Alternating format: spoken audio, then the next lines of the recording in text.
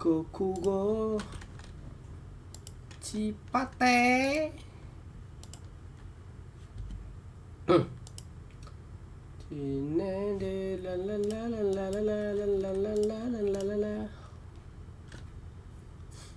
Biết định làm gì nhá.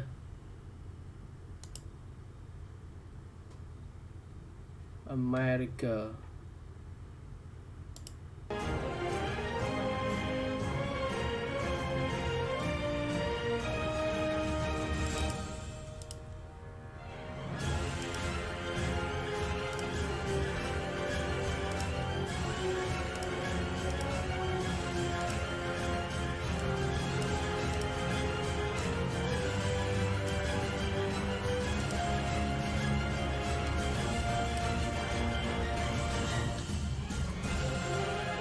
Lâu hương nhá.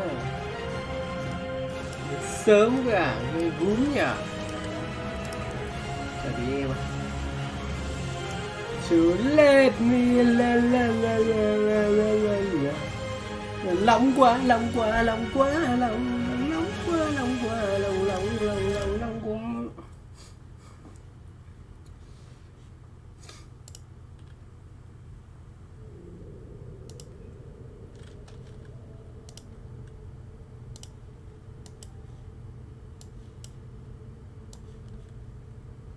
Hà Nội nóng vãi lều.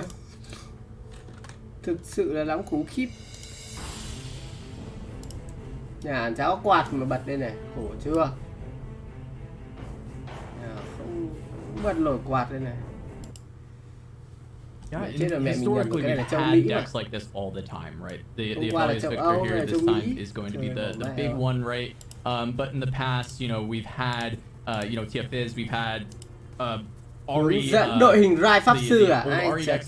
There's been a lot of very strong lists that we've had that dominate the meta, and this seems to be the case for this time around. But on top of that, right, the one thing that's very different about the Americas compared to a lot of the other regions is we go last. You get to see the other regions and what they played and who won and all that before. And so I want to take a quick look at kind of the just winning moments from the other regions. And we're going to talk a little bit about those winners, the lineups they brought, and all of that. So if we'll take a quick look here first, this is APAC.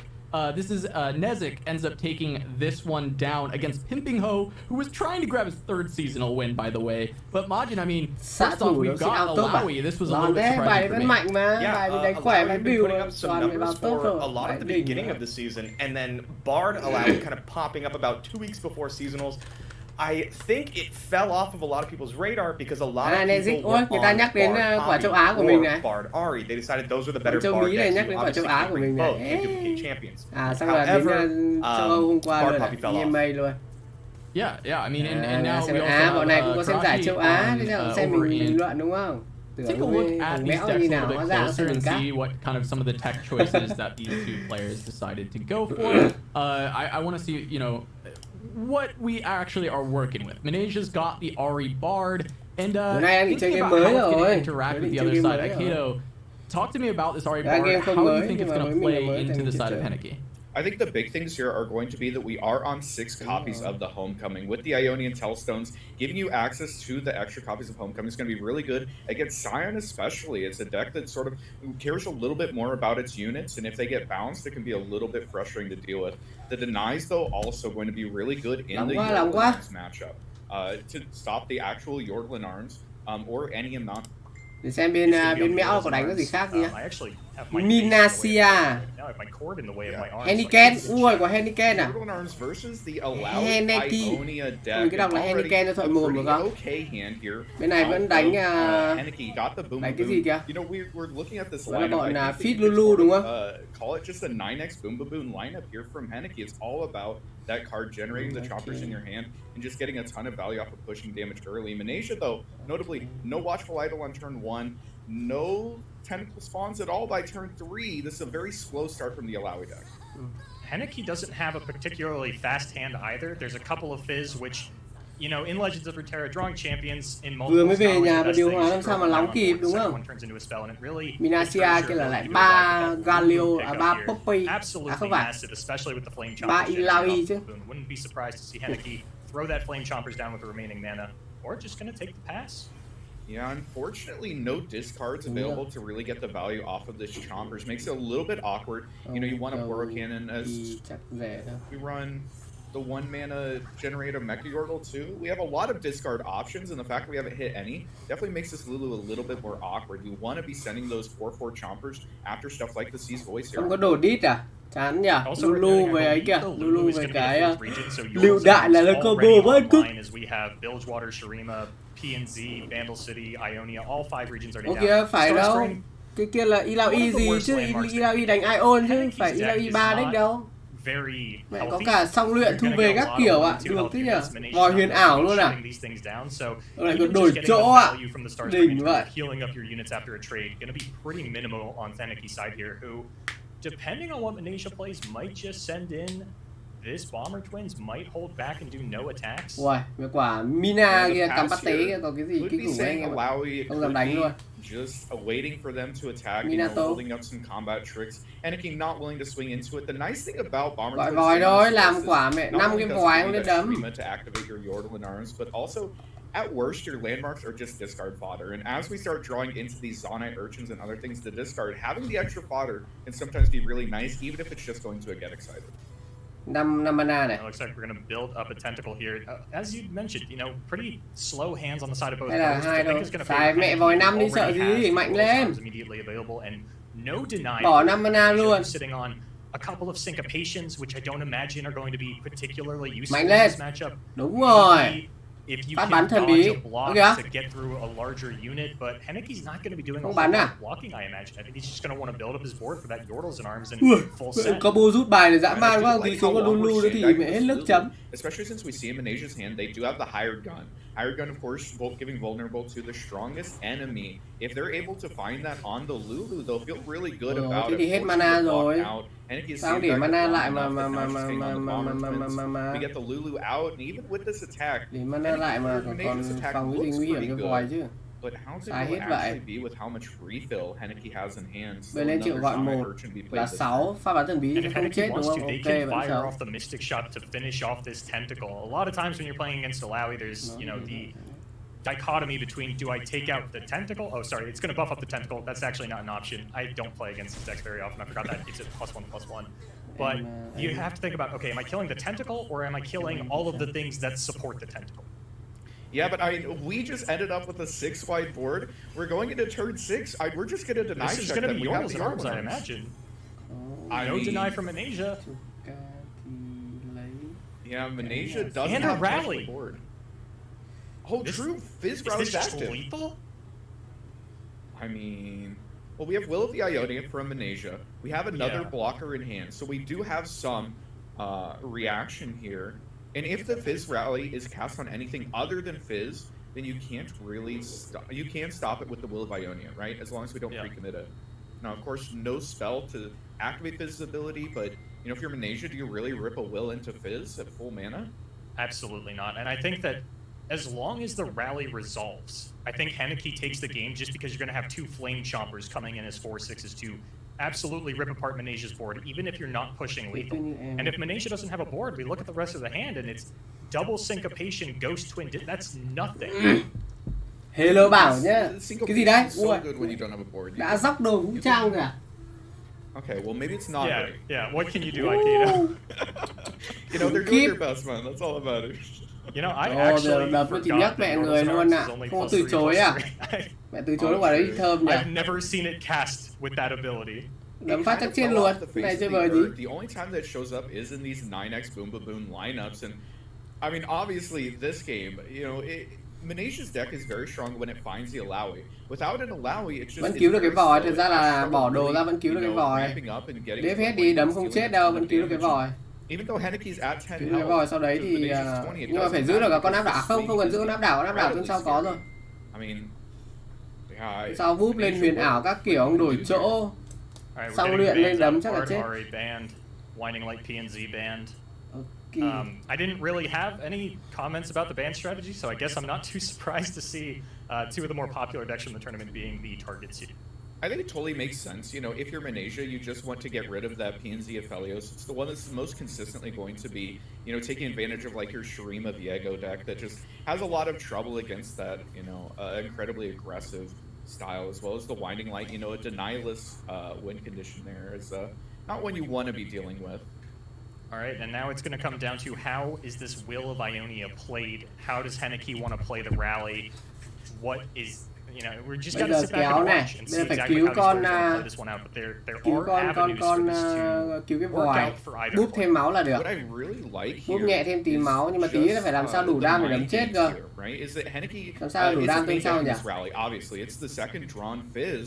So when Manasia's looking at this, you know, you're looking at the deck, so you're looking up and down. There's no rally face up staring you in the face, right? So how much Khó đấy, bây giờ nếu mà đếp láo vớ vẩn là nó búp thêm cái lá 3 mana kia là búp cho hai đồng minh đúng không? Búp cộng chỉ số cho hai đồng minh thì phải. Sau đấy một thần bí dã ở nhà nữa là cút hoặc là rally một phát nữa với con Fit đánh là cũng chết mẹ rồi. Nhưng mà không sao, con Fit thì lo được, con Fit mình thấy là búp khi nào lên là vẫn lo được. Nhưng mà chưa đến thắng ở đâu cả. Người đang bị dập thôi. If you end up committing the will. But on the other hand, if you go down to 5, there's 3 Get Excited, there's 2 Mystic Shots, there's 3 Poke Sticks, there's so much burn. There's the Will of Ionia used to save the tentacle, and unfortunately that's just going to get blown out here. Yep, I'm curious what Henneke's going to cast this on. Yeah, it makes sense to do it onto the unit that is getting removed from combat anyway, so that's going to get pulled out. Will of Ionia is going to resolve.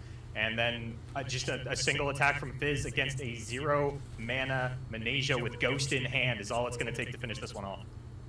Yeah, really well played there by Henneke. Just had the right hand, sandbagged the Lulu. Mẹ con Lulu đấy, đấm vẫn kinh nhỉ. Nhưng mà để ra setup được thôi, ra cái deck này thì từ mấy cái giải trước người ta vẫn xài. Cũng kinh, cũng Unfortunately, no Alawi in the early hand means that Manasia's hand is just a little bit too slow to deal with just how... Akaido à? Ông Akaido này không đi đánh giải nhá, có Kaido này, lần trước mày đánh đấm nhau Việt Nam kinh lắm mà. Giờ không đánh giải nữa. Chắc là bị loại nếu vào được nên đi ngồi cát anh em. Henneke với Minato. Team 2, cái này là Draven đúng không? Chắc là Draven Sion. Ui, có cả Kata luôn à? Chất thế nhỉ? So it's really nice to get that going. Tentacle Smash as well is one of your few answers to fearsome units. Anh em ai chưa like xin một like này anh em. Đánh lỉ luôn á. Like mình dỗi dễ đánh đạch ra đây cho mà xem này, có tin không? It's not a pretty good answer to it. Unfortunately, since we tapped out here, it's not available until turn 4. But when it is available, it will be pretty solid, and we get a nice value trade here. Mẹ có Poro bây giờ đít.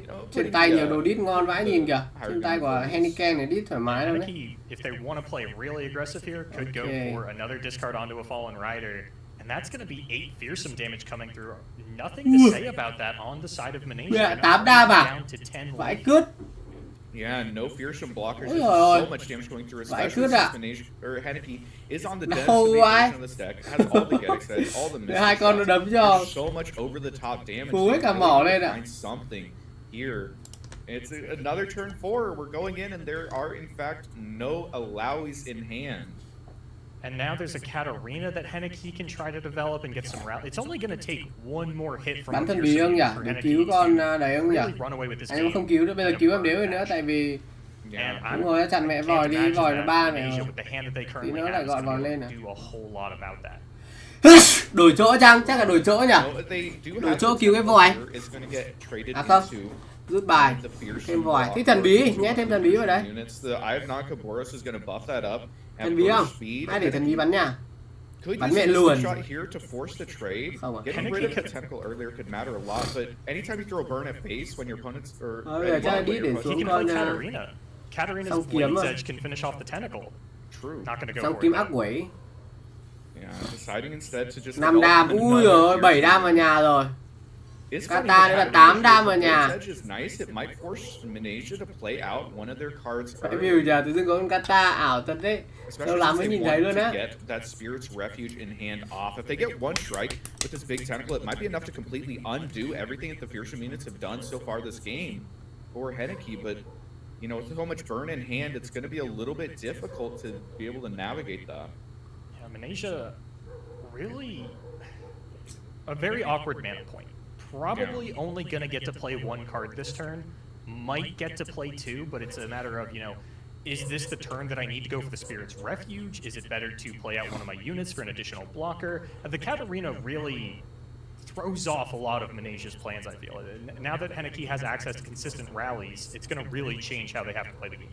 Yeah, I'd like the one of Katarina in a deck like this where, you know, you don't need to cast it over and over for the rally. It just needs to sit in your hand face up and make your opponent think about it. Because if your opponent's thinking about that rally, they're never allowed to tap out. So the moment they do, you just slap it down, you get the rally, you get the free Blaze Edge after the buff. And, you know, it's a very difficult card to deal with, especially when you only have so many units. If they aren't trading particularly well, cứ đấm thằng could phải be a lot of xuống damage going through. xuống Poro nhỉ, hay là ném dao ta. In Legends of Runeterra is just hitting the pass button, and as long as you have a face-up level 2 Katarina in your hand and you have 4 mana available, you can force your opponent to pass with a lot of mana. Absolutely the case. Tentacle Smash is always an option here from Manesia. If they want, they could get rid of one of the units here, buff up their Tentacle. The issue is, of course, that it gets responded to with this Blade's Edge. The attack is going to come through from Henneke, line up some blocks, and that's at least 4 damage. Khi hút máu thì sẽ phải phá đấy, không nó hút về 5 máu thì đéo thể giết được đâu. Burn currently available in hand if they send the Blade's Edge at the Nexus this turn. But I just don't know phá cái khiên thì nó vẫn hút máu được.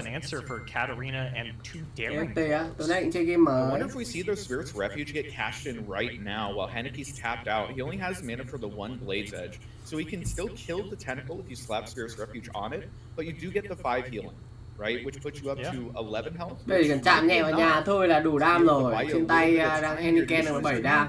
Isn't doing a ton, and you still need to draw into an Alawi at some point because you are losing your main source of value, and it's this big Tentacle being cashed in for 5 HP. Just looking at the double syncopation once again sitting down in the hand of Manesia, they're never playing this card in a seasonal again. Yeah, oh my god, I can't believe you just keep drawing it. The card, I mean, again, if you draw the right half of your deck, it can be really strong. It applies a lot of pressure. It's so hard to interact. Tôi biết. Nói trước là lo mất hài. Really throw your big value spells at them, but you know, if you don't have control of board, if you don't have a threat that your opponent has to deal with, these syncopations just rot in your hand. Ủa, còn 3 mana kia nãy mà xài lên cái vòi đang có hút máu thì phải hút kinh lắm à. We see 7 burn on the side of Henneke here in hand. No Scion yet, so nothing applying a ton of pressure, just normal units being reapplied. Còn Malaysia vẫn còn từ chối này. Leader is a cute tech in this deck because it can allow your tentacles. Dao không mana, ủa bây giờ con Kata Survival thích nhỉ?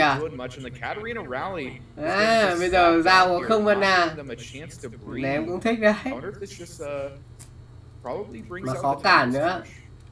I almost feel like it has to, and then we've got another Daring Core down. We've got the Kata. That's another probable damage coming at the nexus of Manesia this turn, which puts them just outside the burn range. But then again, Henneke's going to have an open attack with the Poros. There's a deny in hand. I think the math works out that Henneke doesn't quite have lethal yet if they lose this Katarina, which it looks like will be the play. Yeah. Tentacle Smash, one of the nice ways to deal with Katarina, just because even though she strikes back, she dies first, so doesn't get to recall. This is a 1 of Katarina, so Poro lấy thêm 2 máu, 3 máu đi.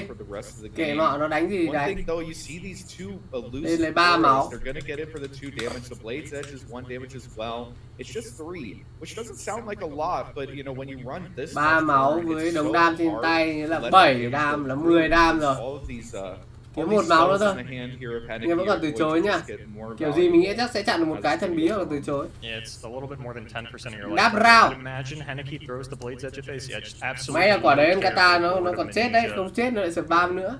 I don't believe there are any rallies in this version either. Not like we're seeing it. Yeah, no rallies. Not like we see in Bard Alawi or anything like that. So Manesia's playing an honest game here. No over the top damage. Henneke's life still looking to remain at 13.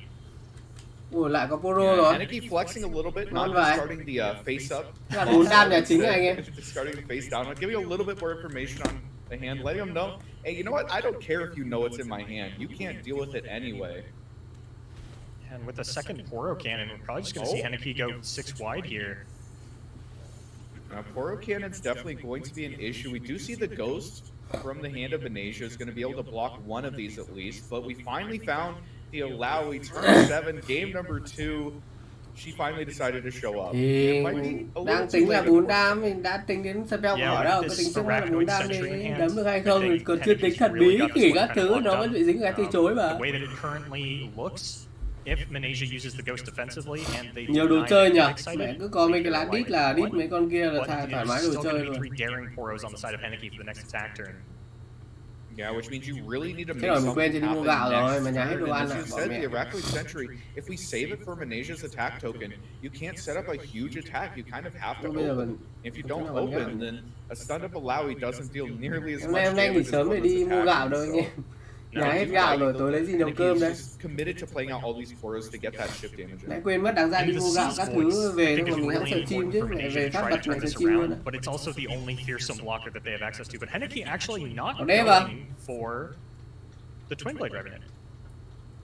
Không có mì tôm luôn, nhà chỉ có đồ ăn sống thôi. Mà nếu mà đồ ăn sống nó nên không có cơm, ăn kiểu được ít lắm, nó cứ kiểu bị đói, cứ phải ăn cơm cơ. We do see the Ghost committed smart heads up play out of Manasia. Again, using that spell that normally you want to hold on to it, slap it on a tentacle, push the damage in, but with the Poros, you're never actually getting elusive damage through. And anh em like đi nào. Các chàng trai, like tối cho xem game mới. We're showing lethal this turn, which means that Manasia's not allowed to get Alawi down. Has to hold up to 9. And if you develop Alawi next turn, it's just straight into this Araquid Sentry. Yeah, this is not looking good for Manasia here. I'm trying to piece together anything that they could do. Không phải ăn cơm chứ đói, mình đang béo mà, mình đang trong thời kỳ lên cân này, phải ăn cơm anh em ạ. Mình đang bị béo đấy. Mình đang béo dần đây này. 56, 55, 56 cân rồi. Lên khoảng 60 cân là xinh lắm luôn đấy. Rồi bảo đã bảo nhà không có mì tôm rồi. Nhà nữa không có mì tôm mà ăn cơ mà. Khá giả mà. Lời mình có Sion. Sion luôn. Choáng à. Tưởng thả Sion, Sion lên cấp à. The sign off the top as well is, you know, you have big units. You have units with high health that maybe can block up some of the overwhelm damage, but từ chối chăng? Any amount of Từ damage chối quả này là cút luôn. 3 HP. You cannot spare. Không, thời gian gần đây thì vẫn còn con 3 mana mà. Manasia is looking at this. À, đổi chỗ à? Ui, nghệ thuật, nghệ đấy. Get Alawi out of the stun, which is kind of nice here, actually. That just feels like. Nó còn con 3 mana, nhà sáng 3 mana con đi ngon luôn. I finally found any use case for it. I'm gonna throw it out. As cool as it is to attack with the Alawi, this is not threatening lethal, anything close to lethal. It's threatening a little bit of damage, and if you full attack, then your opponent goes down to 1 if they don't assign any blocks. So forcing out a block, that's something. That is technically something. I almost feel like if Henneke's gonna block, it's gonna be to try to bait out a pump spell so they can slip through the get excited. Yeah. Even a Syncopation doesn't actually push enough extra damage here. I mean, this has just been an absolutely miserable time for Manasia. Yeah. The hand just hasn't been there. The Alawi has just been a little bit too slow, not showing up on time when this deck that's named after Alawi doesn't have Alawi. Thứ 7 bây giờ mà xài cái con 3 mana nữa là win luôn. Running one copy of a champion and you're not đổi chỗ à? Anything like entreat or rite of calling. Vỗ. You really need that champion. Yeah. And we see the Syncopation come out. Dưới 4 mana cái là vỗ ngay. 2-0 cho Henneke. Em cặp tiếp thôi anh em ơi. Taking one step closer to that top 4 finish. Moving on to the round of 16. Yeah, picking up that first round. Had the 9x chomp. But then not quite get in on seeding. And this time, Lissandra bên kia là 3 ahihi. Yet here he is. Yeah, finally able to pick up that top here. And is running into Seku round number 1. It looks like Florent is running back the Ahri Bard. I assume that's what we're looking at here. Yeah. I see a Bard, I see Ionia, it has to be Ahri. And then Thrall's on the other side. I mean, Ahri Bard, we saw Manasia had also brought that. It's very good into Thralls, and Seku playing Thralls here. You found the counter that you're looking for. You found the matchup that you want. And already it's a chimed up Shadow Assassin hand. That's always kind of nice. No sweepers on the side of Seku. No homecomings on the side of Jason. gonna make this matchup, I think, play out a little differently than we're kind of used to when it comes Rồi, to chuẩn bị thralls 2 con versus tỷ. Bard. Ôi, mẹ luôn đấy chứ còn làm gì chuẩn Looks like bị. two thralls coming out with a tough nexus. Cái này nó đấm cho thì nhấc người. Seku making those denies and Nopifies looking more than useless. Hai cái từ chối nhưng mà nếu với lại 1-0 đâu nha, nhưng mà nếu làm gì được ạ. Cusp of turning this, but Mấy might be khó just chịu a nhỉ. second too late unless the Imagine Possibility summons the thralls immediately. Yeah, the Imagine Possibilities coming out here on the attack token means that we're attacking with some massive thralls. Usually, this isn't enough against the Ionia deck because Homecoming just bounces them back into hand, and you have an 8-mana card that you can't play back out, but Jason Florent hasn't drawn them. And, you know, burst speed cards can't be interacted with all these denies in your hand, all the counter magic, and this is a massive attack coming through, and you just kind of have to throw your little elusives. They don't want to go into combat. They just want to attack over these units. Blocking is not fun. And Jason probably going to have to use a recall here. Has to draw something because the Sands of Time and the Tough Nexus is going to guarantee that Seku's not dying on the crackback. Absolutely guaranteed not dying on the crackback. So you've got to find a way to get some of these thralls off the field because you are taking. Ủa sai giày mình bao nhiêu ta? Yeah, no, it's a big Hình như là attack. 39 hay 40 hay sao ấy. No respect for Notably Bladed also- Ravine. Yeah. Chết mẹ sai giày mình bao nhiêu nhỉ? Jason Florent have 1 HP if they don't have a chime on them, which means that all these free ice shards every single time. Ủa, mẹ đôi này tận 41 à? Lysandra Ok, are going 41 to đi. be an issue. They're going to be forcing those denies and those nopifies every single turn, especially 2 HP, dead to Blighted Ravine, dead to double Có ice nhiều shard. nấu There's a canh lot sườn of với skills. sấu, ăn với Yeah, cà, and you know húp that sụp Jason sụp. has the counter magic for the Sấu ice chua shard bảo nhẹ. because Lysandra Cánh sườn với is sấu là không thấy very ngon rồi, chả powerful ngon. champion that does a Không lot ngon of thế mà different cũng things. khoe. Those ice shards are going to be 0 mana. So again, a mana disadvantage going to be on the side of Jason Florent, which is not where you want to be. Ồ, thế sao làm phát trừ 2 đam. À, bọn này nếu đấm được. Còn đấm là nếu mất máu nào cơ. Okay, so you do have a pretty big Trừ attack đam here, xuống 1. but the tough Dính kiên nexus cường là just đấm gives còn nếu so mất much máu value nào. against the go wide elusive Cái lá này forwards. kiểu nó như kiểu là bản đỉnh hơn của cắt lún ở trong cái deck Surima này nhỉ. Cũng trừ 2 đam. Cái gì nhỉ? Cái E con Nasus là lửa tâm linh, cũng trừ 2, gây 2 sát thương tất cả. Cái lá này chỉ cần trừ 2 đam thôi. Có một cái đẩy nhanh. Yeah, Sands of Time is kind of a good card as it turns out, huh? Yeah, big fan of Weird that how one. that happened. Okay, do we have a top deck that helps us out here? Maybe a Homecoming You've can got a help us top survive deck. some turns? You've got a top deck back-to-back home, Oh, no. and it doesn't matter because there's a Bladed Ravine for Seku. Blighted Ravine. We don't have any recalls either to cycle these droplets and keep drawing cards. Maybe find an Ari or something.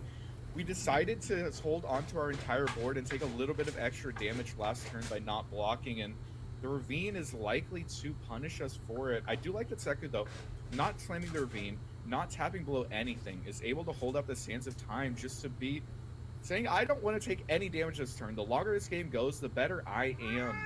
So there's no reason for Đá phát mồm bây giờ, chó mèo này.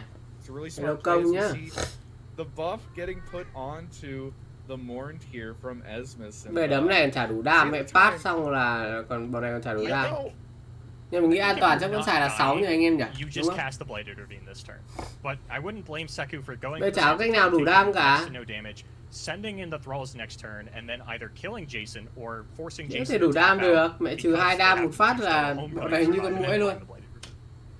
Yeah, if you blighted, then you know Florent technically can Homecoming. Làm it, sao? Mày như nào? but even Tao phải then, ném mày vào trong này. Homecoming Rất là does bực not mình mà equal chúng nhóc con chó mèo này Yeah. nhá. which means This your is, next attack this is one's lethal. over. Yeah, no, it feels a little bit doomed. Nào, tự giác đấy. This is what we like to call limbo, a space where the game is over and the players just don't quite know it yet. So we've got to find a way to Mẹ fill chó the mèo next thì couple chạy of nhanh minutes while thế. they play out their cards. And Khéo bắt được. the dancing droplet hovers. I think that was the ice shard put on the stack. Yeah, it is the ice shard here. Cố The tính toán gì nhờ, làm sao mà đủ đam được. and, it is going to be killing the Mourned here, which denies 1 damage, I guess. Yeah, as well I as think- puts Úi giời. second ice shard. Làm out. phát lá 6 này. Gonna kind of be forced here. Có xài không? Thực ra pass thì cũng chưa chết này. And the Nope Chả cần thiết phải I'm xài đâu, getting a hợp ton of lý value in luôn. this matchup, right? So if you're Jason Florent, Pass and cũng you're chả happy chết mà, xài làm đéo gì. on the face, you're like, okay, yeah, my Nopeify got value. Ui rồi cái khe. Nhờ nãy giờ không để ý cái khe Your ạ. board's getting decimated. Your health Thì mỗi hôm qua là kiểu giải của châu Á thì đương nhiên là phải cắt mấy hôm qua thôi chứ không cắt gì nhiều nữa nghe. Chứ người ta mà book mình cắt thêm thì mình cắt ngay chứ mỗi tội là không. Làm vì đam mê vậy. Cho mình được cắt hết mẹ mọi giải các thể loại các thứ mà có một bên nào trả tiền cho thì thơ. I mean, Avalanche used to hit face way back in the day, so they were like, how do we bring that back for the players that really miss Hellfire? Well, maybe we should make Avalanche hit face again. I mean, you're onto something here. Don't give them any ideas. It's about time that it all just hits. I mean, I'm always up for more things hitting face. As kind of a fan, kind of a part of my brand here in Legends of Runeterra, like to hit face with spells. But yeah, it looks like we have a Wombat win on this side. We had a Wombat loss with Malaysia, but still that team playing strong. Seku picking up with Thralls, even in a matchup that is designed to kind of beat all of these Thralls right now. Just out of curiosity, I mean, do you usually think that matchup is like more heavily difficult for that RE Bard, like more favored for them than a lot of other matchups? Is it a hard counter or more of a soft counter? Mà bọn Lít nó ăn cái khe lợi với đái nhá, cái khe hồi cho nó 4 máu mà nếu mà Lít lên cấp kiên cường chỉ có 1 máu thôi ấy. 2 khe hồi 8 trừ 2 ạ, thể mượt vãi. Còn Lít thì thích chọc khe nhỉ. Bán á, người ta gạ bán nhiều mà, có thằng giả 8 triệu đây này, bán làm đéo gì. Yeah, 10 triệu thì suy nghĩ. The Chem has brought something that I think is kind of almost becoming a standard of what we expect to see. I think this is very similar, if not the same as Seku, or very similar to Seku's lineup. There is actually one difference of deck here, but how are you feeling about this overall lineup that we've got from the Chem? Yeah, so this is actually the lineup that I brought to the open rounds. All 3 decks, I really liked it for the open rounds, but we talked about it a little bit before. We expected players to move away, especially from things like Heimer Jace, because of the prevalence of things like Krokshan and Thralls in the top 32. So if the Chem wants to win with this lineup, they're going to have to fight through a lot of Thralls. Ok, thích em à? Đúng không? Vậy quả kia là thích em này. Với mờ túc. TF 50 em không có gì mới cả. Cũng làm mấy cái deck cơ bản thôi. Ông kia là tên là thích em đúng không? Em nhìn tên có đúng không? Well, and there you go, Skarzik, Majin, we've got that match Mà about Túc to và start. thích em. Mtux versus the Chem. This is our top 16 of the World Walker seasonal tournament. Take it away. Căng thẳng vậy. Top 16. These players have struggled a lot to get here with the competition being concentrated into one weekend. You know the pressure is already mounting. Not that extra week of time to prep your lineup and think. Mtux already starting off with the early game here on Akshan, Renekton, and the Chem starting off with Heimerdinger.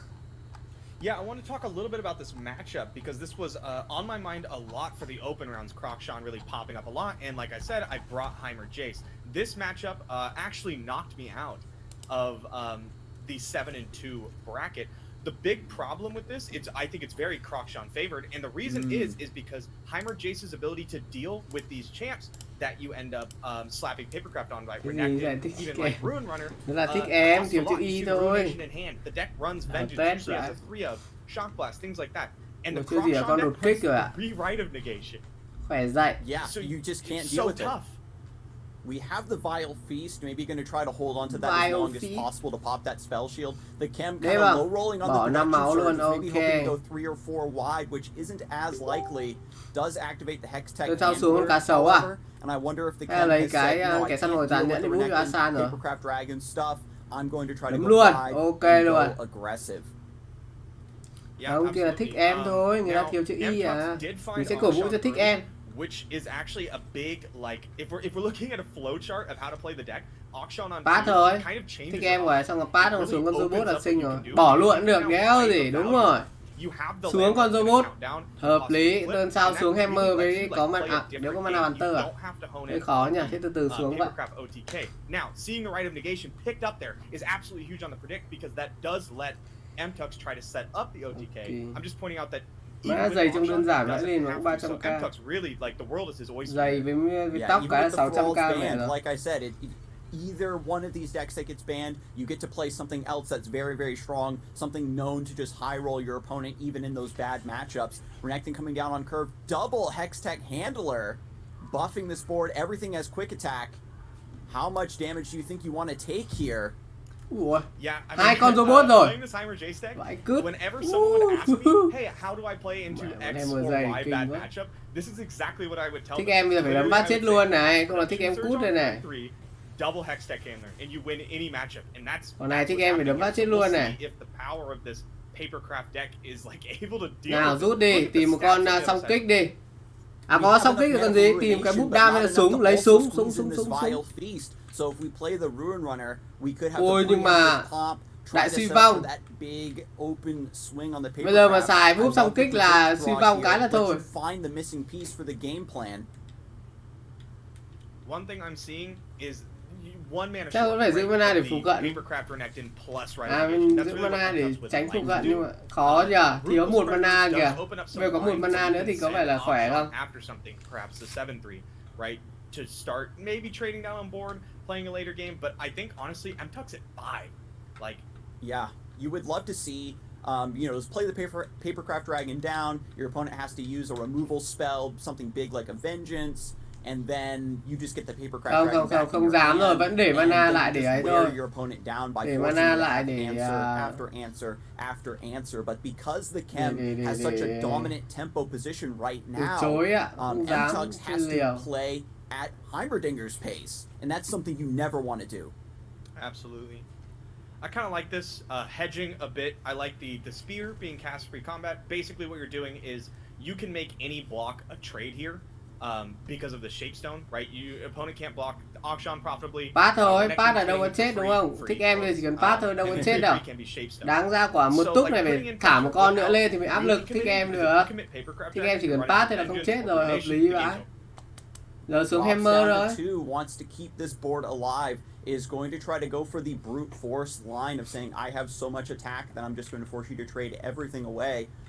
With 5 mana available, Chem might feel pretty comfortable here trying to set up a Heimerdinger. Bắn tơ gì đấy không? I like it. Yep, Heimerdinger, and then possible Station Archivist could really find like a lot of stuff on the following turn.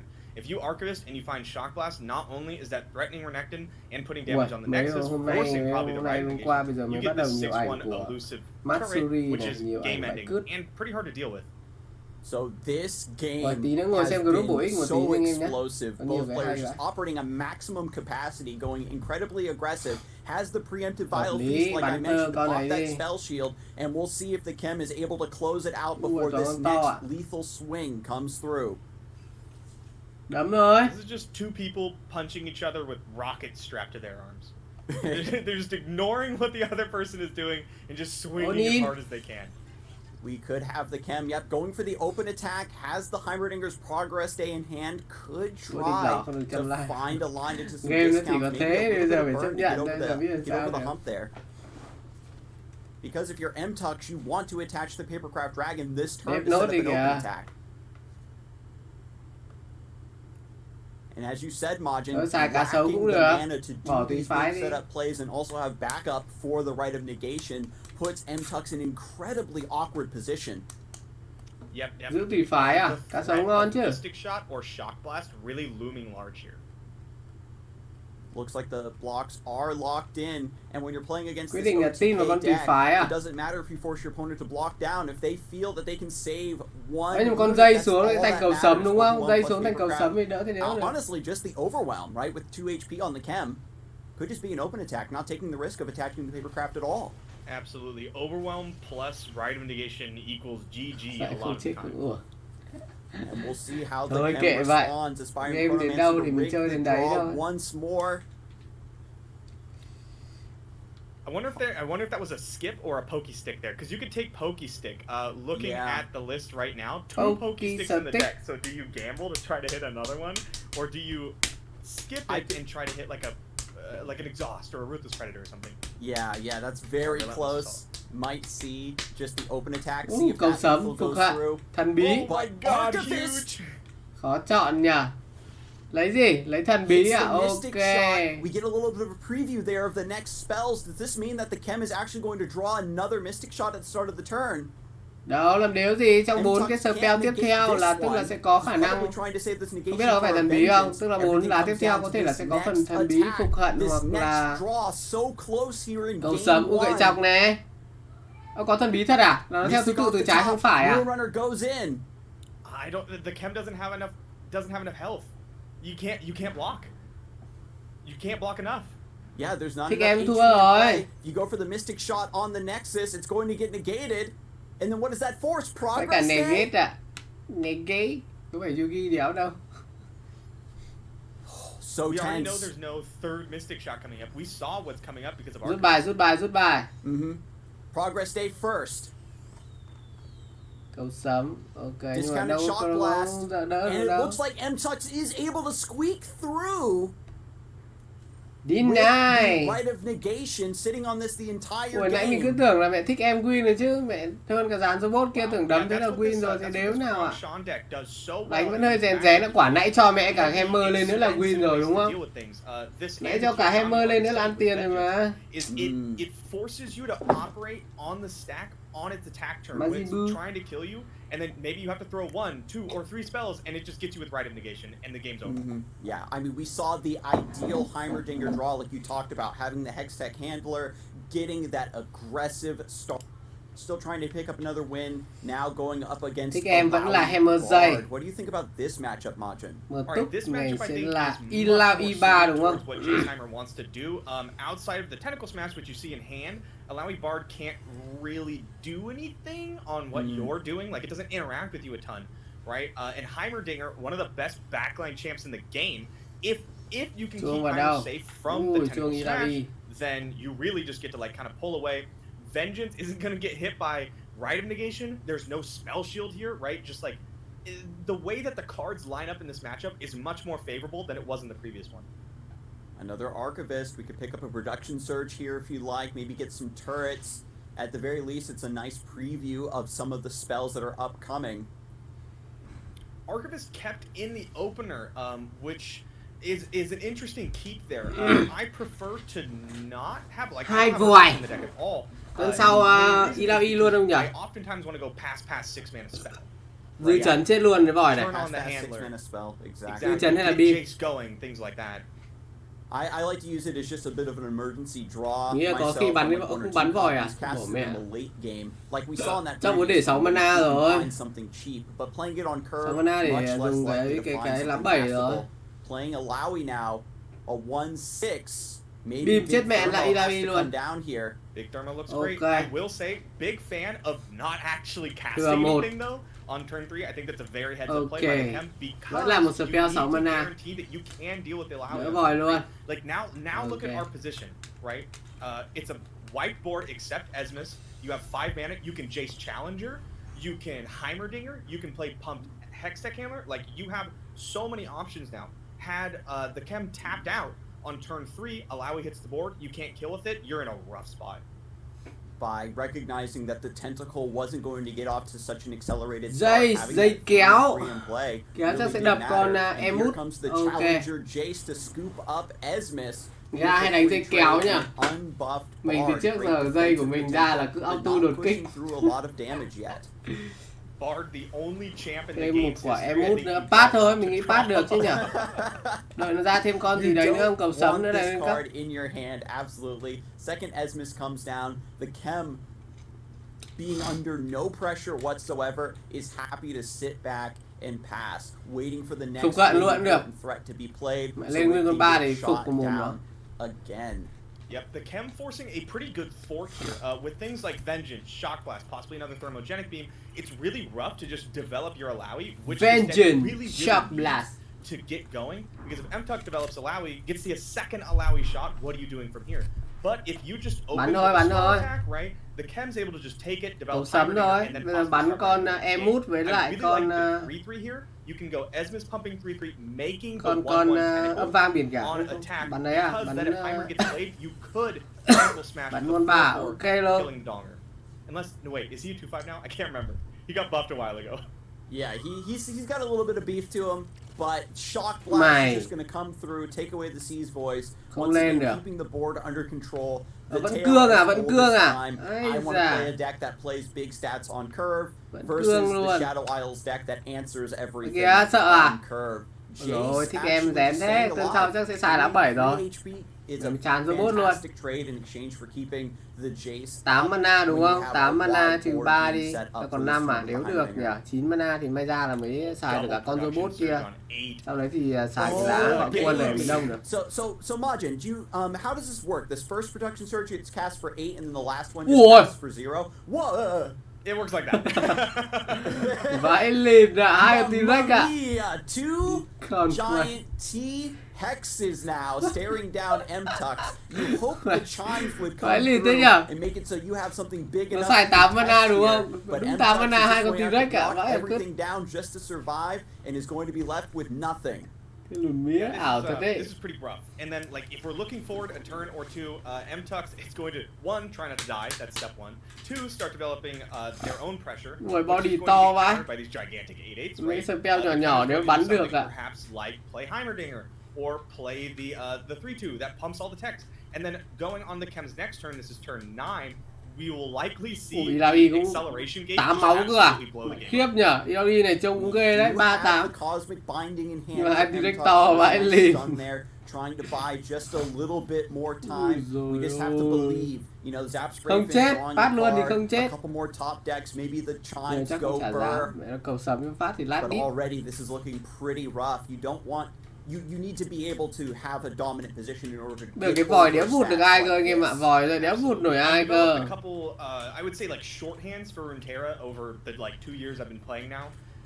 Just to kind of figure out where you are in a given game. If you're chump blocking with your 4 mana champion, you're probably not ahead. Hay nó không vụt anh em. That is a very delicate way of putting it. Indeed, here comes the tentacle smash. Ủa? Notably, cái vòi đấy xài không vụt được luôn á. To summon the tentacle without dealing damage to anything, so we have. Đỉnh vậy. Ui mới biết luôn đấy. Going through onto the Zap's Brayfin. Cái vòi này có thể mẹ triệu hồi mà không cần vụt ai luôn à? Trying to get big. Answered prayer, tentacle smash. Trying to make something happen. Yeah, I mean, I love the tentacle smash skip into probably the second tentacle smash at some point during this game. But the problem is, like, the Chem is very, very, very far ahead. I will say, like, I really like M-Tux's lines. I've agreed with every single thêm vòi không hay để mana để cho? He is rather behind. I think he's still playing to win. You know, he's not playing to lose. Chậm mẹ nó phục trying to find his out. Okay, I'm behind. How do I win this game? I think this is it. You run this, you try to kill Jace, you get Alawi extremely big. Phục cận gì đấy á? Không phải phục cận phí quá. Để mana bây phục cận cái vòi là con dây cũng chết. Nhưng mà thừa vãi mẹ giết cho kiểu mẹ tiệt giống luôn đấy. Wide development as well. You have sort of a read that there's more spells left, but just has the vengeance, and that's going to get doubled up. Has the vial feast as well. Okay. Just to make sure that there is no threat coming. Tức là cái vòi còn sống và bắn được một cái không bắn tơ là đủ sát thương để giết thêm cả cái vòi. Ok. Lắm luôn, lấy 3 máu. Ok. For now, there is that acceleration gate. Thả tượng thần thôi. I think without the Jason does just give quick attack, but it's not looking good. Trông còn một túc này khổ vãi. 12 con T-Hex nó to vãi cả piu. Còn sau có đấm nữa nhỉ? Hay là thêm 2 con robot cho sành địa? Ôi thêm thần bí nữa kìa. Thêm mẹ 2 con robot đi. Dư chấn các kiểu. Clear quân. Dây à? Dây xuống đâu đủ mana để xài cầu sấm cổng gia tốc đâu. Thả mẹ robot đi, đúng vậy, 2 con robot luôn, xong mà thêm một cái dư chấn nữa. Bắn chết con nữa. Dư chấn bây giờ không bắn được vào nhà nhưng mà bắn được vào quân cũng ok. Rẻ mana có 3 thôi. You have an understanding, right, that your opponent's not going to be able to block, cosmic binding. Everything is hitching on this card, and the Chem just keeps going wider and wider and wider. Once again, the Aftershock also going to remove another blocker, and that is going to seal the deal here. Yeah, I like this line. M-Tuck reaching, gonna go Yeben Warren into Cosmic Binding, probably shooting the spider, trying to draw the cards, done a 10-10. But the Chem just sat there and thought, what's the most damage I could do this turn? How do I put the most on the board? Xong rồi à? Found it. Yep, so Heimer Jace, a deck that we said Heimer very Jace. well, Okay, really Heimer trying to Jace. pop off. It's really not Hai going deck to còn show lại. you a lot of its true Bagalio. potential, but we've Bên got kia the là flow, TF Lamy. the double Cố lên, trouble. thích em cố lên nào. Decides to go for the core Em creatures instead. fighting. That does set your Đấm Nami luôn. back a bit. Not really a huge deal when Đấm you luôn, don't have ok. Nami. I did the Sao không first thing đấm? I did though. Hay ấn nhầm à, ấn nhầm à? Board-based deck versus TF Nami. The Như first thích thing em you ấn have nhầm to hay do sao is ấy? do a ruination check, and the chem is on one copy of ruination and 2 copies of. Có bộ đôi rắc rối không hay chỉ cần bắn tơ thôi? Wow. Ok, Yeah, bộ so đôi rắc having rối là sẽ lỗ ruination đi is một such a mana. huge just check against these late game Ui, được con thủ tiêu à? Ok decks phết that nhỉ? have to play a little bit slower, need to have that one turn of setup trying to find that out. And even though you can't go for your big combo turn, you still have to worry about everything else that this Nami deck is capable of. Absolutely. I like Lần the sau way the xuống chem TF is được. setting this up. We could see something like a TF gold card taking out the 4/2 into TF nào? Even Warn, going after possibly Esmus or even the Tentacle. A lot of Không options. TF à? Bộ lại Slowly but surely, sai just nhỉ? working on the early game. À, đang định đóng dấu xong lên gõ là thế cứ TF đi anh ra làm gì vội? In the early turns in order to get their setups down, and then it's just going to be this massive clash. Cứ TF to đi. see who finally Nào comes có out TF bài ahead. xanh. The Chem actually missing out on Nami, while M-Tux does have the Alawi. Yeah, it does have the Alawi, and I spy no Vengeance or Ruination in the Chem's Ok, bắn hand. tơ. There is the Shadow Isles Tellstone, which will allow Crumble. Ok, vậy chắc là sẽ One xài thing nốt cái lá Mono một Goes mana doesn't kia do very well is để interact có thể on the đánh stack. dấu, để có thể kéo You're giết not- luôn you rồi. don't have these things like Mystic Shots to really deal with it, so TF à, TF bài đỏ the à? Chem gonna be able to just go, oh yeah, cool Alawi, Crumble, Okay. right, without like worrying too much, unless there's like a cosmic binding. Con kia to lên without rồi anh it em getting ơi. physical. Wow. Yeah, so the red card is massive here. Con bắt Takes cái out cái that to chunk vãi. blocker, removes the tentacle, buffs up the Bakai Reaper. Big shout out to Double Trouble. Bắt cái phải để cuối chứ nhỉ? Drop here. Esmus can't block it. Alawi Đánh giá này là thích em mà đánh vẫn chưa chuẩn bài nhá. Back to square one.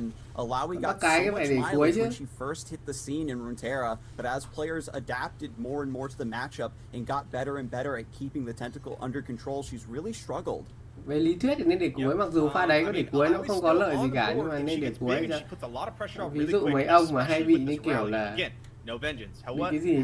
Mình nhớ có một lần có ông comment ở trên video bảo ông ấy bị cái bệnh con khỉ gì mà có cái mọi thứ nó phải hoàn hảo anh em nhỉ? Đấy, mình nhớ là có một ông comment như thế, ông Trông nó bị kiểu bị khó chịu. Even warned also translating into a little bit more card draw. You love to see it. M-Tux also sitting on this blood in the water, having access to this very early in your hand. It's going to just rot away in the hand for now, but it gives you a very clear goal to sculpt the rest of your lines around. You can see M-Tux actually hesitating to attack here, prioritizing maybe trying to maintain a wide enough board to fit in this rally down the road. Hired Gun is so powerful in these like big board decks, especially because you get to influence combat however you want. Maybe you need to get your Alawi in, but you're worried about her dying, right? Then you get to influence combat that way. It's such a powerful tool.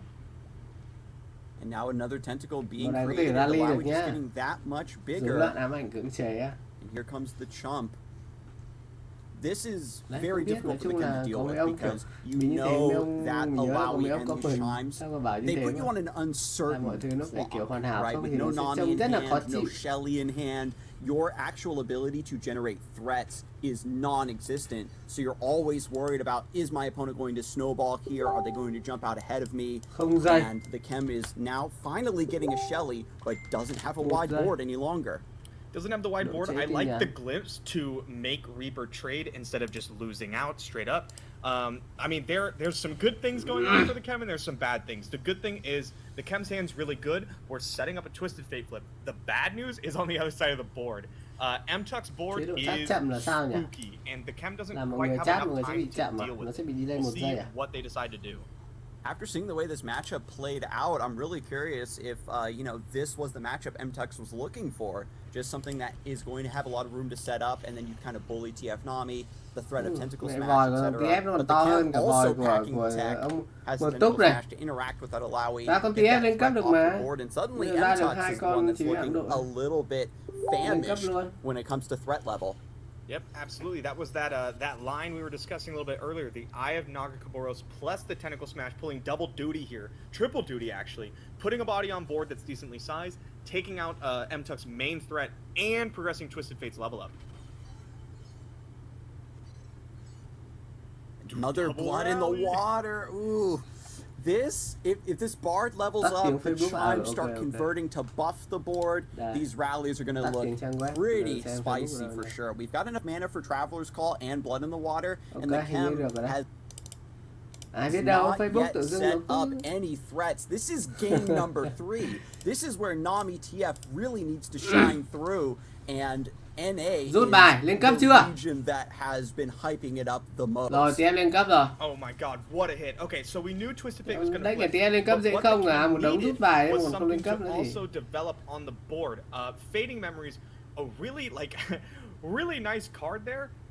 If you could copy something. Rồi xài đó, copy cái gì cũng được, copy mẹ con đặt chuông đấy nhỉ?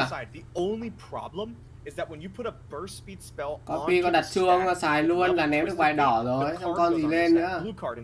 Xài thêm cái lá một mana bất kỳ kia nữa, 3 cái lá đá tưởng tí kia nữa là sẽ có ấy luôn. Là sẽ ném được bài đỏ, bài vàng luôn. Không kịp rồi, chậm. And so here it comes. Just the vulnerable on the Twisted Fate, going to try to get this out of the way. We've got Shadow Isle's Tellstone and Fading Memories to get a red card through here to chip away some of this damage, but it's not going to be enough to actually save TF. Đúng, không thể đủ để cứu TF. Ủa sao không đập chết luôn con 3 đấy? There is...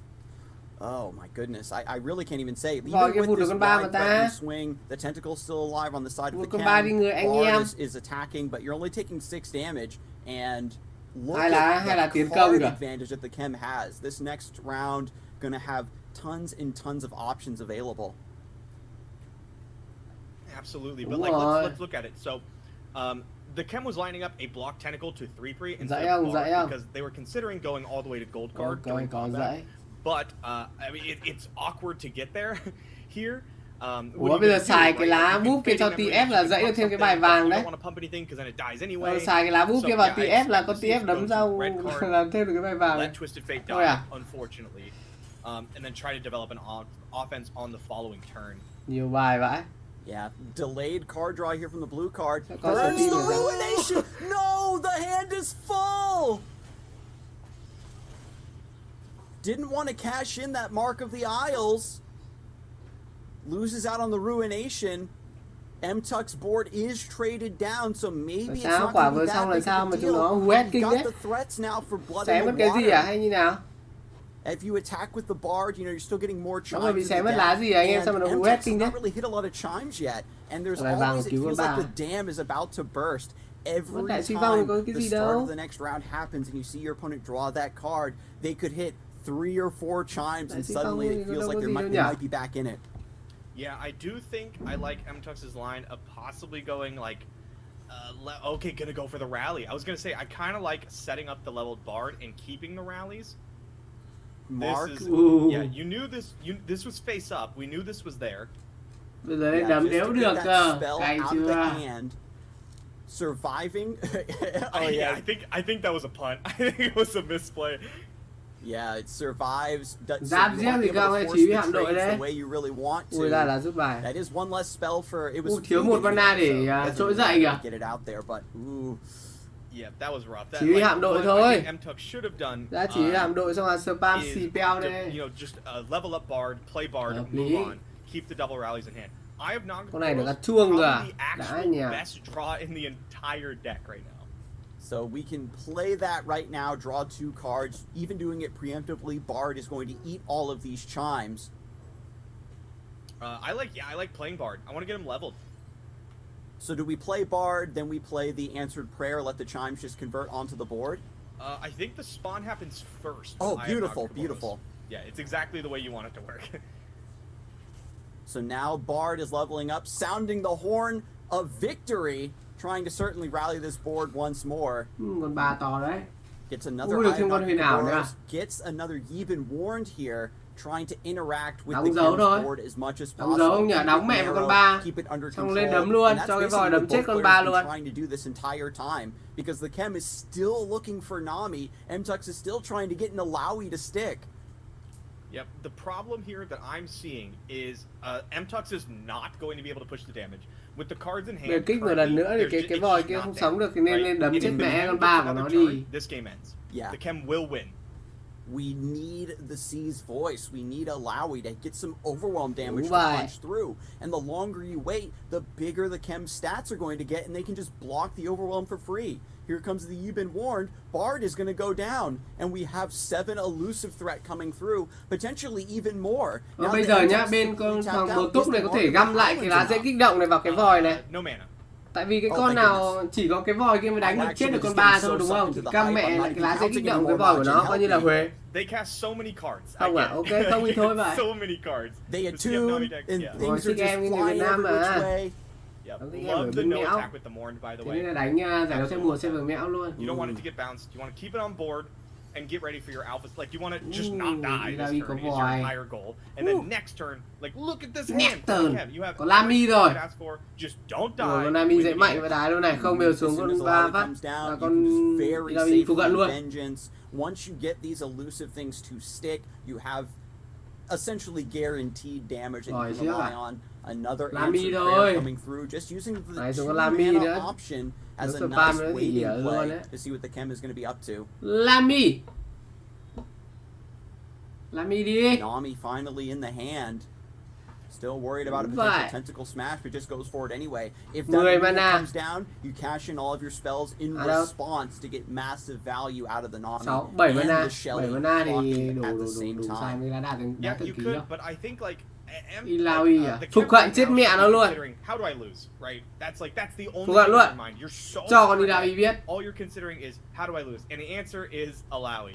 Alawi hits the board. So phục hận luôn I bạn. feel like we wouldn't see the Chem go under vengeance or crumble for anything this turn, unless like Alawi got dropped, right? Decides to pass, says I can block enough, or I can vengeance you in combat. I really like this. Sao bạn không phục hận nó? Tentacle gets boosted up.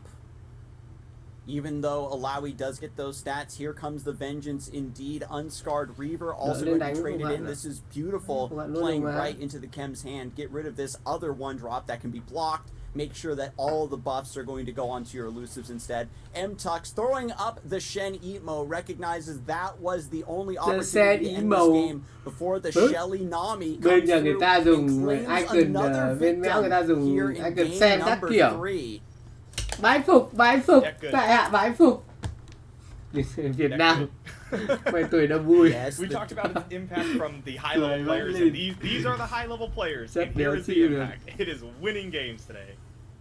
And it's very clear that the Chem is mình thử xem lại cái livestream hôm qua mà ở kênh chính để xem là đến lúc mà nháy icon thì bọn nước ngoài thì nó chat cái gì. Before the Nami even comes down so late into the game. Yep. Again, just going. Này nó setup cho thì đỡ thế nào được nữa. Thêm con chỉ huy hạm đội nữa. 3 chuông kìa. And look at all these chimes finally coming through for MTux, just too late. Little too late, especially with like double Shadow Out Hellstone. Have you seen how much damage that card puts out with Nami? It's stupid. Have you seen how much damage it puts out with Nami plus 2 Shelly? I haven't, but I thích em là người sẽ là người đi tiếp. I would honestly love to see the numbers there, but MTux is just going to call it quits. The thoughts on these Alawis not making it all the way, Majin? Yeah, I mean, I actually really like MTux's lineup, even with the Alawi. How many players? Mathonico. Quả đùi rất to kìa. Kako Win, Rune Runner Sim. Ôi mẹ, đến thằng Sim chúa thua rồi anh em ơi. Golden Ruler, Floppy Mukit, AK, India. Okay. Players, it's almost more important to just make that top. But the big objective, I wasn't into Worlds. I didn't make Worlds at all, and the fact that my 5 thích em, or the top 8 and suddenly there's so much more pressure on you. It's like, oh, this is the game. If I kia có phải là quả Pussy hay không? Cờ kia là cờ gì nhé? It's such a huge thing, and it cannot Pussy be gì understated. kìa. Yeah, and I mean, tiếp theo thích em với lại you can see on your screen ends up falling AT Pro. time. Shot in... Thế còn mình nhánh kia sao? Cho xem nốt cánh bên kia đi. Of course. Yeah, pushing through. Okay, with the Chí Võ à? Ui, Chí Võ này phong độ cao nhỉ? Lần nào xem giải châu Mỹ này cũng thấy Chí Võ luôn này. But then we have this wild The card, Resort. Bard Vi. I believe this had its Chí Võ đánh gì đây? Chí Võ đánh 3 deck. Ui, có Vi phải 3. During the opening rounds, I actually did get a nice preview of what this list is capable of. You draw so many cards thanks to also not have much knowledge on that deck. I think that is a big difference that you can see in Skarzik. I know that. Yeah, go ahead. Play TF Nami. I don't care. Chiến thôi. Chí Chí Võ khởi đầu cho mình với Hammer dày. Has the curve Harbinger into Lissandra, gets a couple thralls set up. Beautiful setup for the Draklorn Inquisitor that's going to finish off those countdowns if we can get them down to 4 or less. And Trevo maybe draws into a Vengeance or a big Thermo to crack this thing before that prophecy is fulfilled, but still looking for some sort of swarm here. One thing that's really good to note here is that Trevo does have the buffed Aftershock in hand. No longer 4 mana, is now 3 mana. Cannot go face, but still destroys these lands. Mạng có đồ đỏ đỏ anh em xem bị quay không vậy? Mình nhìn mạng có mạng đỏ này. Đấm luôn sợ gì? Lấy mana đi Chí Võ. À nhưng mà mana Huề rồi thôi đừng đấm nữa.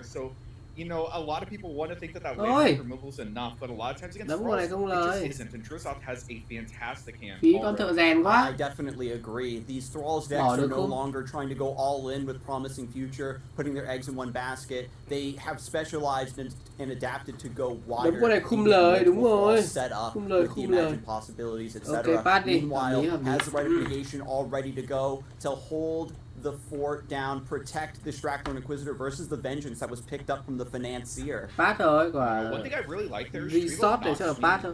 If it does swing in, if it's trading down the board, which Drizzop wants more board space. He has the Talia, he has the Draklorn. Both of those are taking up multiple spaces on board. Okay. And looking at those bans though, sau đấy Thảo chia keyword. Thảo chia keyword đi. Đừng thợ rèn phí. I mean, it's a bummer to not see Drizzop play TF Nami, but it's fully understandable to see that ban, right? Yeah, Drizzop came into this meta saying nobody's gonna let me play this deck, so I'm gonna bring the other 2 decks that are just absolutely horrifying in the current metagame. Vengeance actually being put down on the Lissandra here, not trying to save her from Draklorn Inquisitor, not trying to save her from Thrall, just gonna go for it immediately. Mấy con này bây giờ mấy con tùy tùng đồng băng rồi nó thêm một Lissandra nữa này. That is a 6 mana spell for your handler. À nhưng mà có phá địa danh, có phá địa danh.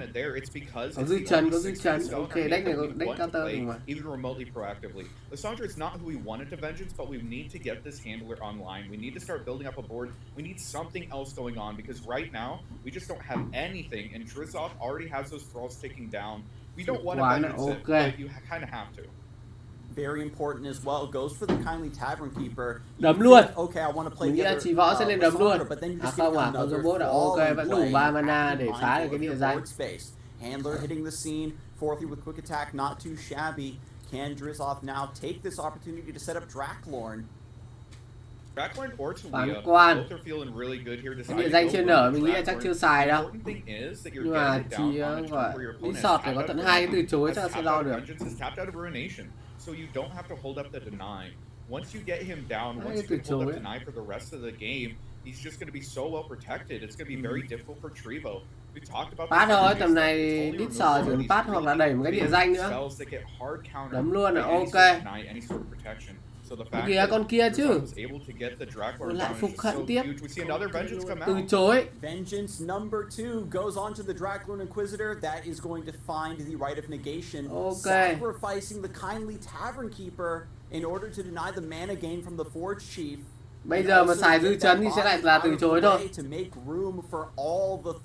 Chí Võ xài dư chấn lại từ chối là Chí Võ game này khó rồi. Từ chối tiếp bỏ mana. À ok thôi cũng được. Thế thì đẩy cái địa danh thôi. Đẩy cái địa danh lên. Hay là thôi nhỉ? Hay là đợi turn sau rồi lấy con Talia ra copy cho nhiều. Đâu, phụ cận con đấy mà, phụ cận phán quan mà, phụ cận 3 mana chi. Phụ cận có phán quan mới nguy hiểm này. And Trevo can go as wide as he pleases. If you try to overcommit, you're still playing into Blighted Ravines from this position. There's still triple sands of time lurking for Drizzt. That's going to really take the sting out of a wide swing. Rồi luôn không chỉ võ. Again, we've got the sands of time off the top. Talia nhân đôi à, ok. Talia coming through. Now all you need to do is make sure Dragonlord Inquisitor stays alive, and that is done and done. Here comes Jace with the challenger, gonna try to. Đây chỉ cần giữ bỏ mẹ con này đi cũng được. Out of control. Bỏ mẹ phán quan, bỏ mẹ con Talia đi, giữ con này thôi. Bây giờ chỉ cần giữ phán quan là ok. On the side of Drizzt in the hand, you could also go for Fury of the North to just protect the Dragonlord and trade down the Jace. That's probably going to be the line to go. But most importantly is this is forcing Drizzt to tap out of the time in the bottle. If not, he was going to be able to time the bottle the 6 count. Đã biết nó hết mana rồi ấy. Có giữ con này không? Giữ con Talia không? But the Three Sisters is going to go ahead and save the Dragonlord. À không, giết dây luôn. Cơn thịt lộ phương Bắc ok luôn. I mean, you know, if we have to. What I like about Drizzt's tưởng là đóng băng thôi à mày. So aggressive Lộ luôn. these other units out of the way. If it's not a throw, it's got to go. We've got the 2/8/8s going to crash through and find even more Nexus damage. The repeated of these thralls. Lysandra post combat to get the tough Nexus. It just means that you're going to go further and further into a position where Ice Shards are the finisher. Blighted Ravines dealing that direct Nexus damage becomes the new finisher. Yeah, looking at Trevo's hand, he does have the Ruination, so can deal with this first wave of Thralls, but the issue is that it doesn't matter. Drizzt open attack, you obviously can't Ruination at fast speed. It only takes one attack most of the time for Thralls to win the game because of that Lysandra. Lysandra's just so good at coming down, stopping you from dying because of the tough Nexus, as well as generating those high shots, burning them down. I mean, this is basically a burn deck after this one attack. It's so good. And now Trevo is looking at this and is going to play down the Jace, which means that they kind of need to end the game this turn. Going to be relying on the acceleration gate with Lysandra. Lysandra's a pretty okay card. Yeah, and especially here, Jace's power is duplicating that spell, and Rite of Negation is going to get rid of both of those spells from the stack, putting things right back into Drizzt's hands to open attack to play around that Ruination. Yeah, it's so funny. Most of the time, the Rite of Negation versus Deny doesn't really matter. You know, usually you're just denying one spell anyway. But in this instance, very, very, very good against Jace. Also, we're going to be using that time to get another There it is, the Blighted Ravine being scouted. And now the acceleration means another Thrall's going to hatch. Thanks to Dragonlord Inquisitor, we don't have that 4-mana Thermogenic Beam to maybe try to snipe that. We've got 3 8/8s versus Jace, the Max, and the Squad. Let's see how this plays out. Yeah, Flash of Brilliance is interesting. It's always the wild card. Any card in the game that costs 6 or more and is a spell, so always an option. Actually, here. Maybe Drizzt runs Buried in Ice. That would be my bet. Một mảnh băng là bay 2 con rồi, tùy dùng đóng băng đép thôi. Oh yeah. Hợp lý. Buried in Ice. You talked about the threat of having the Ruination. Đúng rồi, đép mẹ dây luôn sợ gì.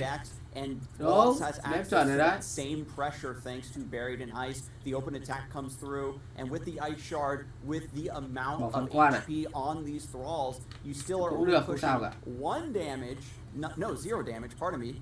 And you're trading your entire board down. Yeah, you're not only pushing damage, you're the one taking damage because there's a free Ice Shard in hand. Now, the Poggers Day, off the top there, out of the Flash of Brilliance is really nice. If you can copy it right now at Jace, that's actually a draw 6. Which, you know, it's not the worst in the world. Mystic Shot, actually really nice here, because with the Ice Shard, it's going to mean that Jace is surviving this attack. Now, you know, that's the only good thing here in a massive amount of bad, as you're still staring down a Lysandra. Thiếu một con nữa. And you don't have a whole lot going for you. It's Jace versus the world. Do you have to use the Ruination here? Ôi giời, Zulation. Từ chối. Phải lều 2 cái đại suy vong luôn ạ, mày suy cho. Không còn đề lương. Từ chối thôi. 2 đại suy vong nhưng mà ăn đúng một cái từ chối ạ. Em ơi, 18 mana. Chỉ 4 với 4 mana thôi và một cục mana gốc các bạn đã chặn được một cái spell tận 18 mana vãi cả cứt.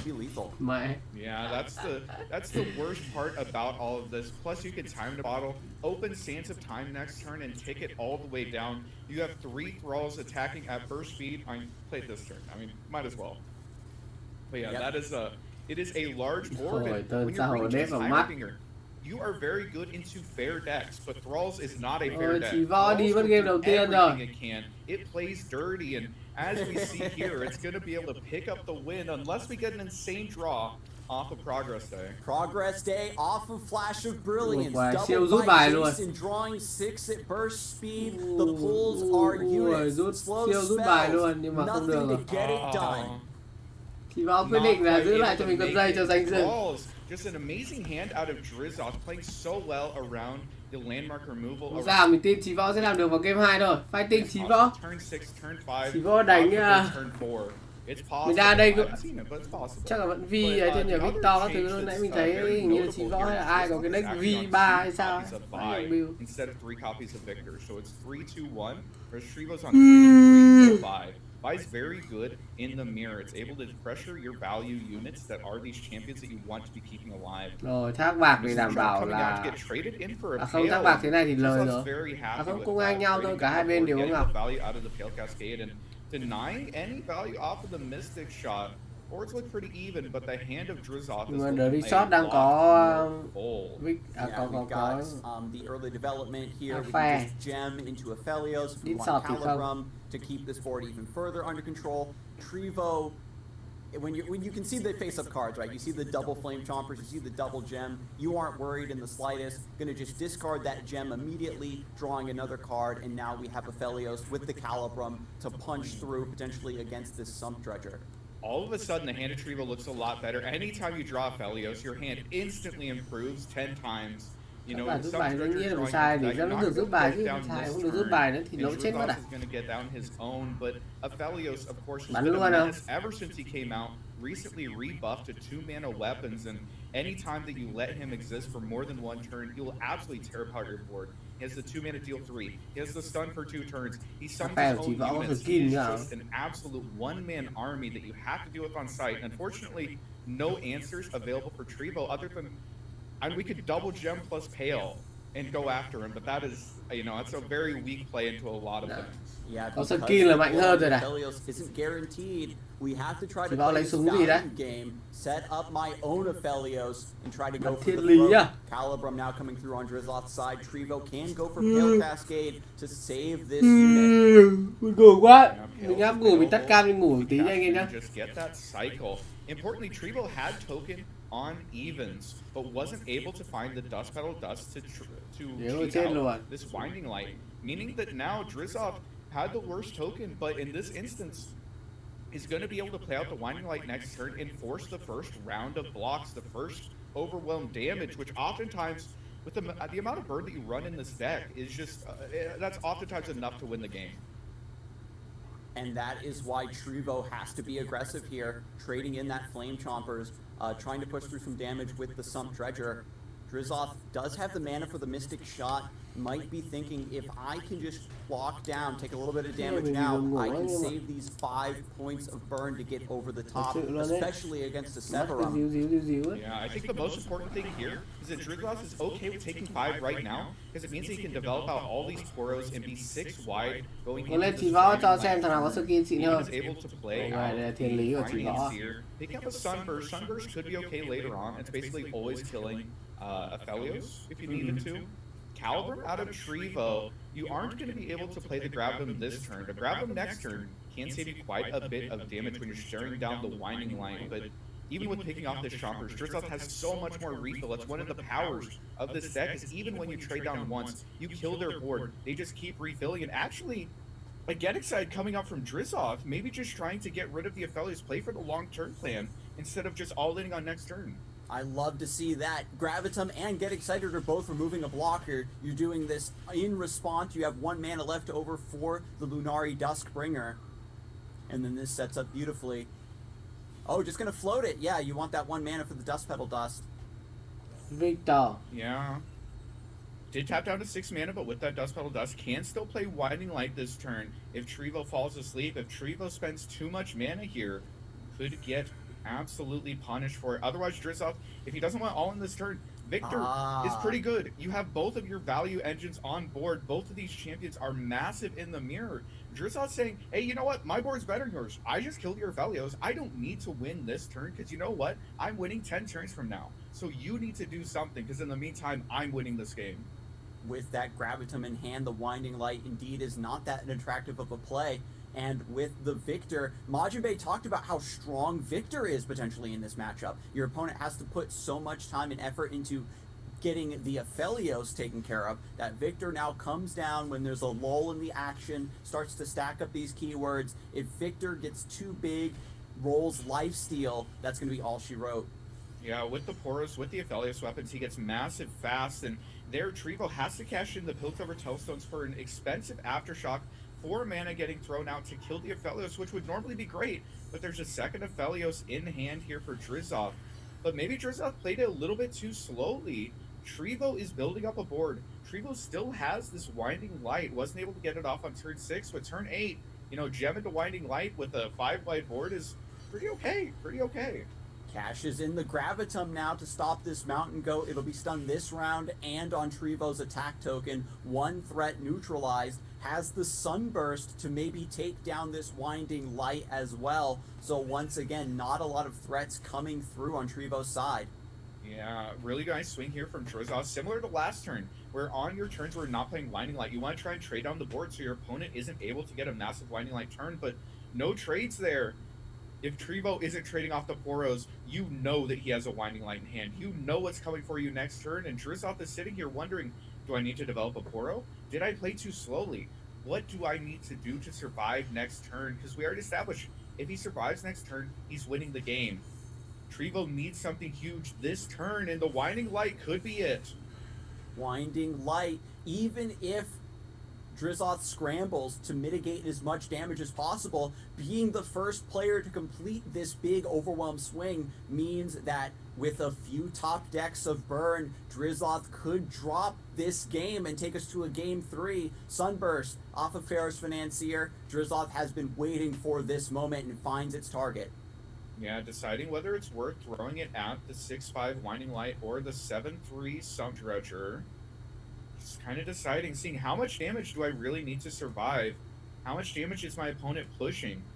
Am I getting put into some sort of a burn lethal range? Because again, he was in so much control of this game. And the longer this goes, the more favorable it is for him. He just needs to survive this turn. He needs to survive next turn. And if he's able to do that, he's basically always winning this game. The attack coming through, Chomper's pulling Victor just to push extra damage through with the Winding Light, and that is a lot of damage. That is a lot of damage being shown here. Wow, I love the reconsideration here, leaving the Victor alive. Either you trade this in, or you go down to Mystic Shot range.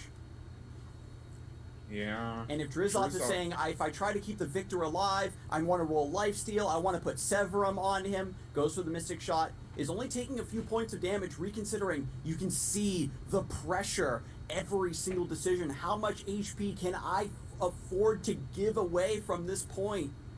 Yeah, going down to 6 is an issue. That's double Get Excited. That's always a consideration. Trevo hasn't played a Get Excited yet, used the Aftershock earlier.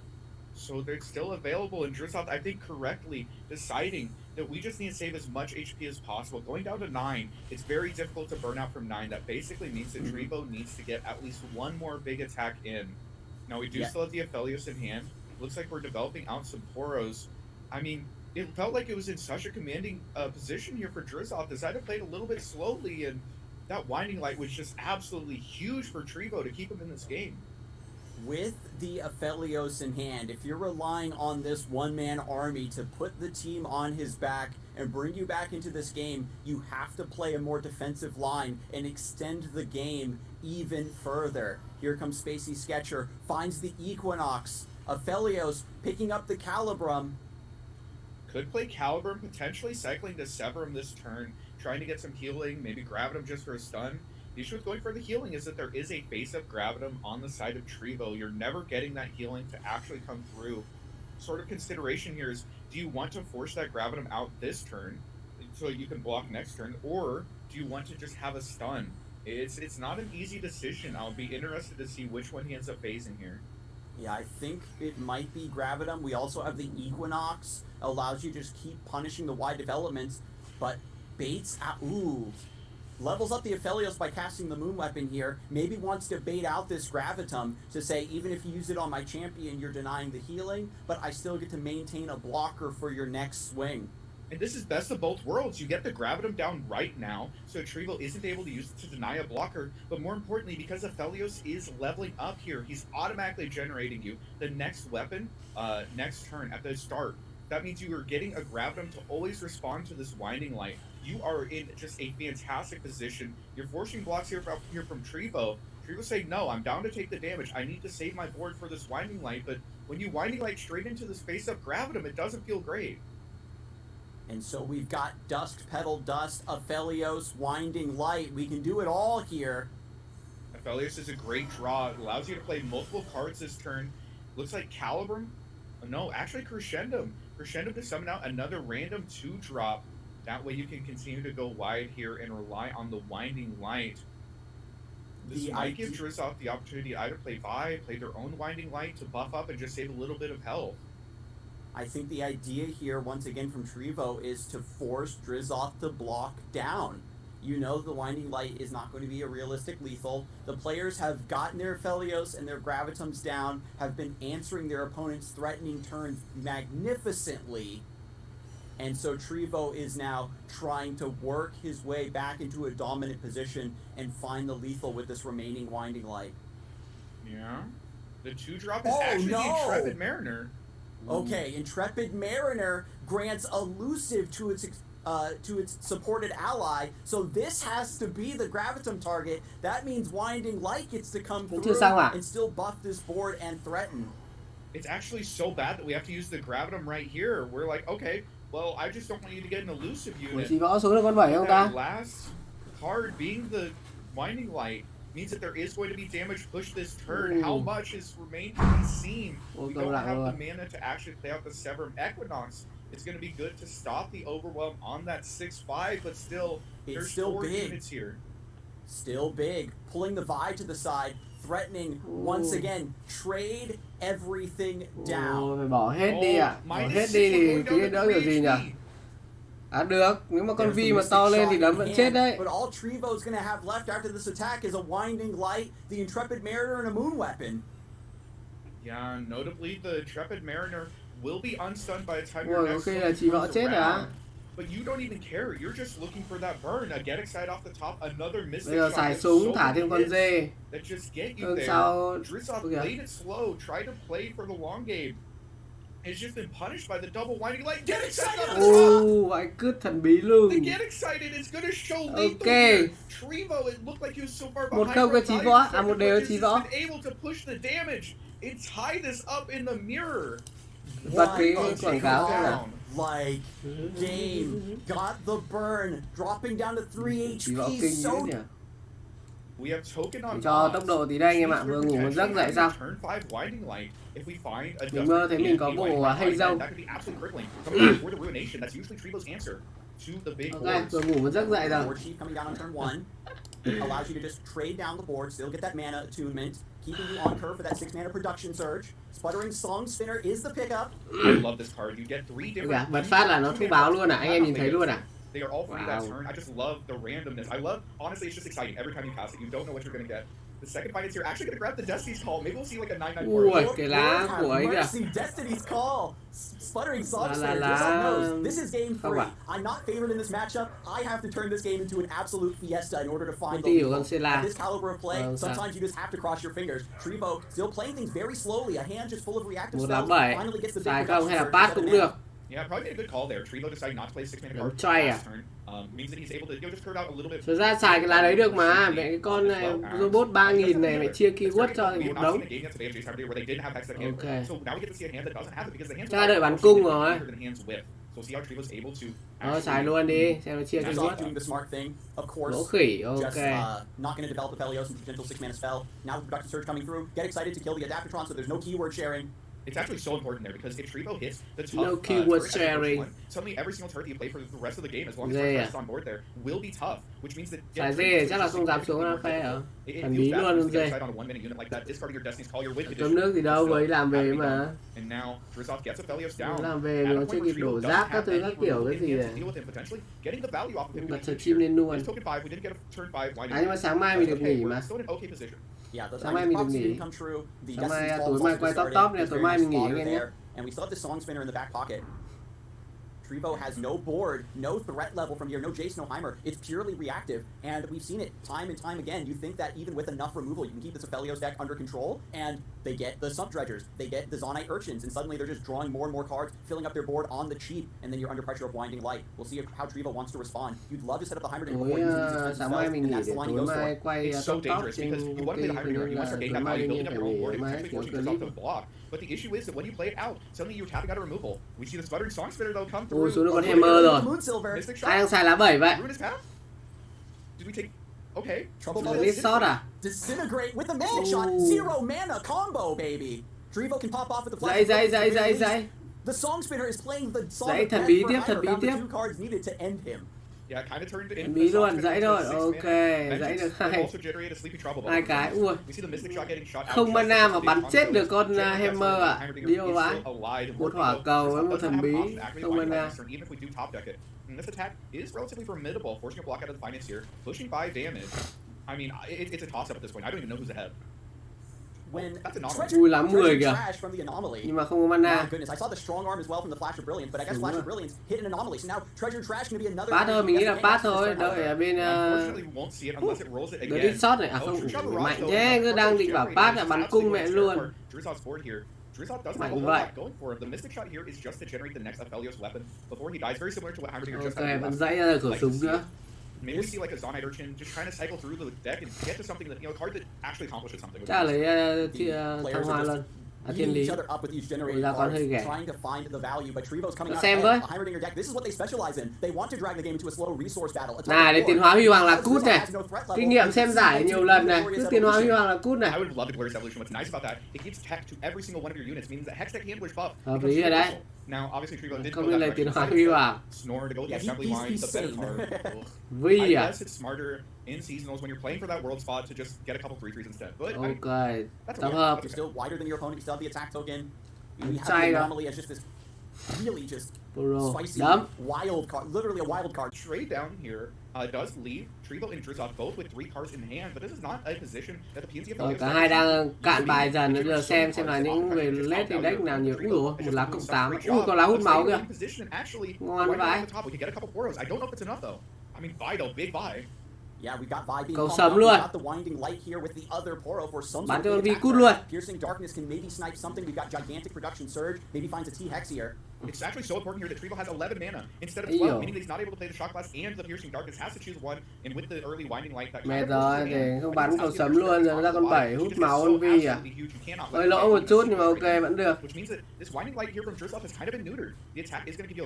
9 máu. 9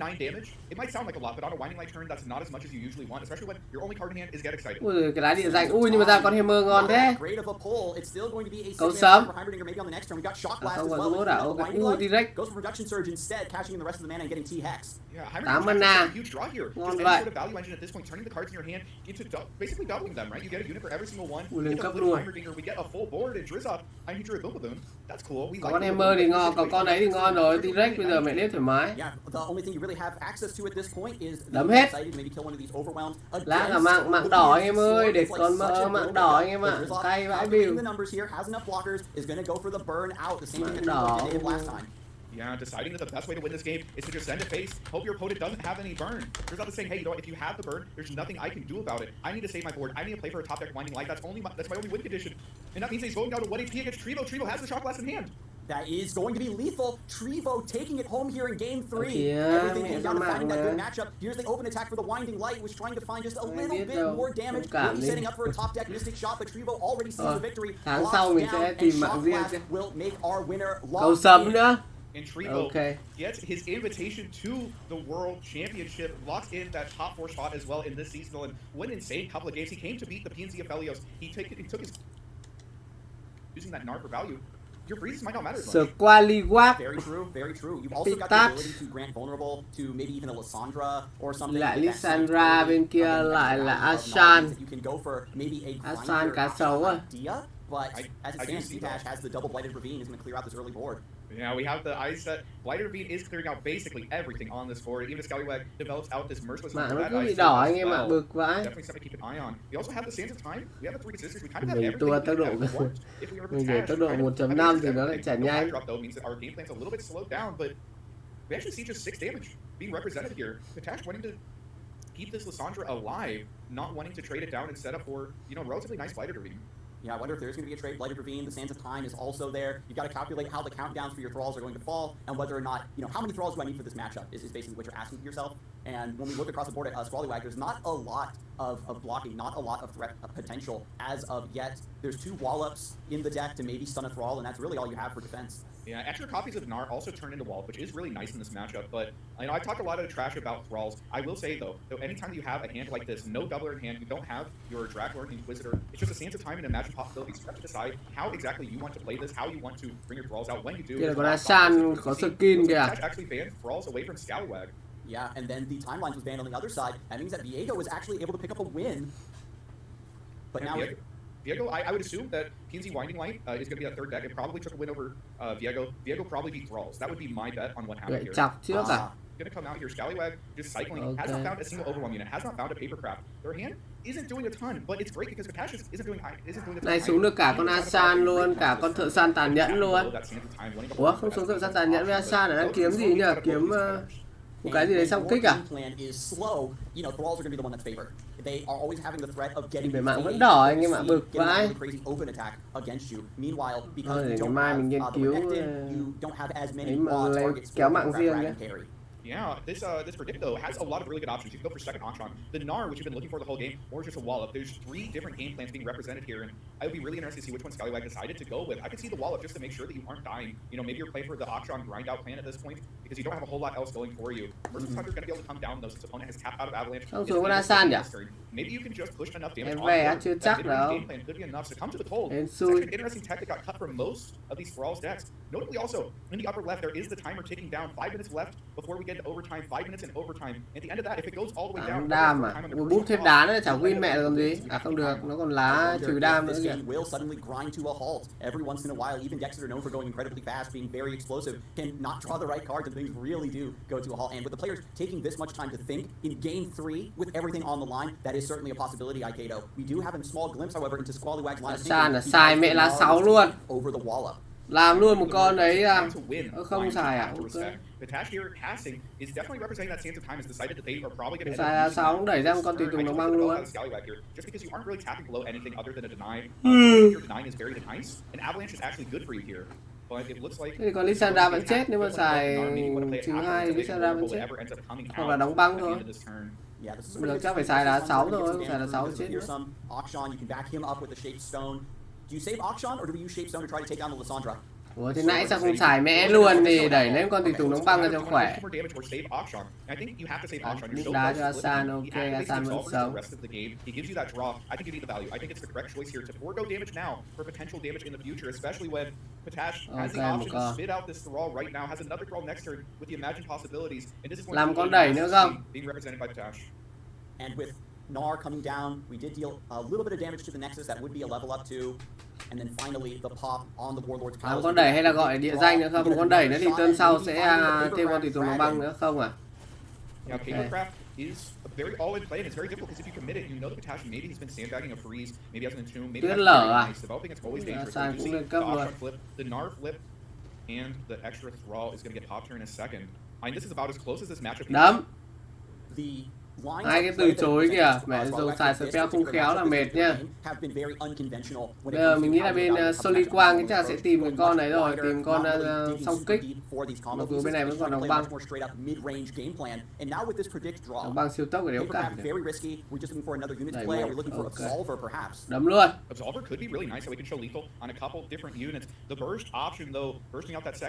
Không đếp là thả thêm cái khe là chắc chắn là cút nhá.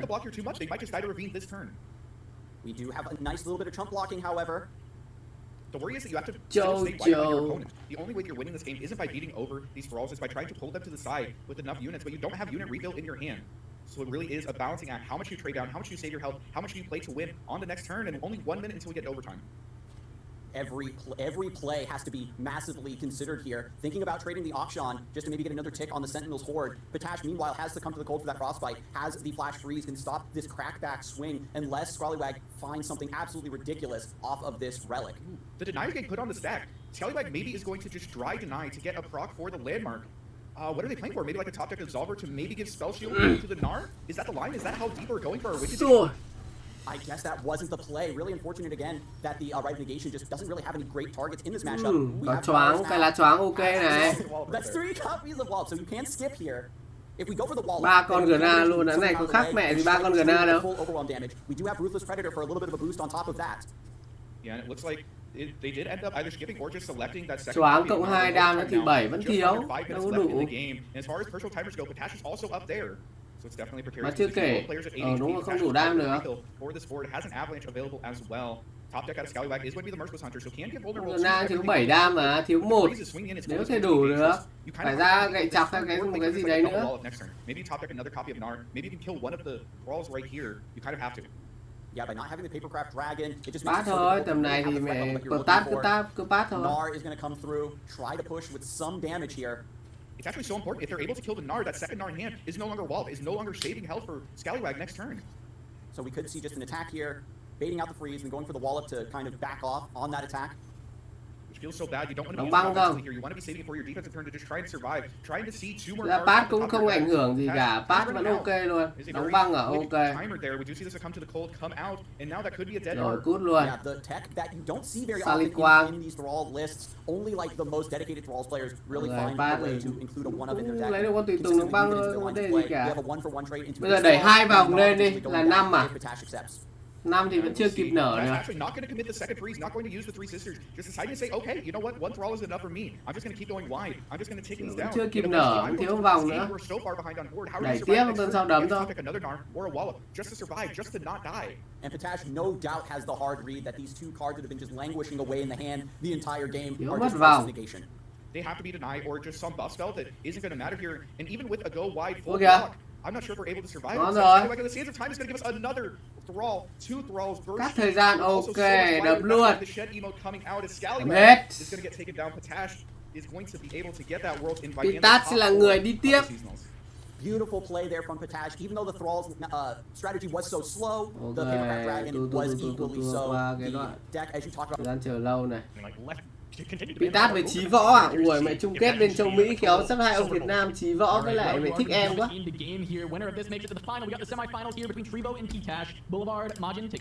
Alright, so I wanted to comment really quickly on what each lineup is trying to do. Gonna be honest, I don't know if I'm on but I know on the other side, Ptash's lineup is looking to counter this Aphelios Winding Light deck. I imagine there was probably a Thralls ban, and what we'll see is this Timelines deck geared to beat the Winding Light deck, and then a Winding Light mirror looking to 2-0 the Aphelios deck. So I looked up the very limited stats that we have on Bard Vi. It is not a popular deck by any stretch of the imagination. Apparently, it absolutely hoses Heimerdinger, Jace, and Bard Alawi. Wow. If you believe the stats of 20 games of sample size. Lại đến cục băng kìa. Có ra cái dòng thời gian sớm. 13 games. 2 ra 2 lá luôn ạ. Like, how big does my win streak have to be? What does my sample size have to be before I'm allowed to say that my deck is tier 0? Because I've seen some people play as little as 8 games, go 7-1, and be like, I did it, I broke the meta. If it's lower than 20, I don't take it seriously. Kết lên thôi nhỉ? Now, if it's 20, I take it with a grain of salt, right? If you post 50 games and it's 50% win rate, I'm going to be like, alright, you cracked the code. Alright, thần bí rồi, mất 3 máu vậy, ok. Để kết lên lại. Tuần sau sẽ là xé rồi, xé con nào? Xé Victor à? Xé Victor rồi. Xé thui, xé thui. Đấm trước à? Chí Võ xuống con Victor. May Chí Võ là chuẩn bị xé. Xé này thì không xé được vào con Victor của Chí Võ. I would have absolutely opened to. Currently set up to hit Aphelios. Cho xem với, nhớ xem biến hình với. Biến hình con gì?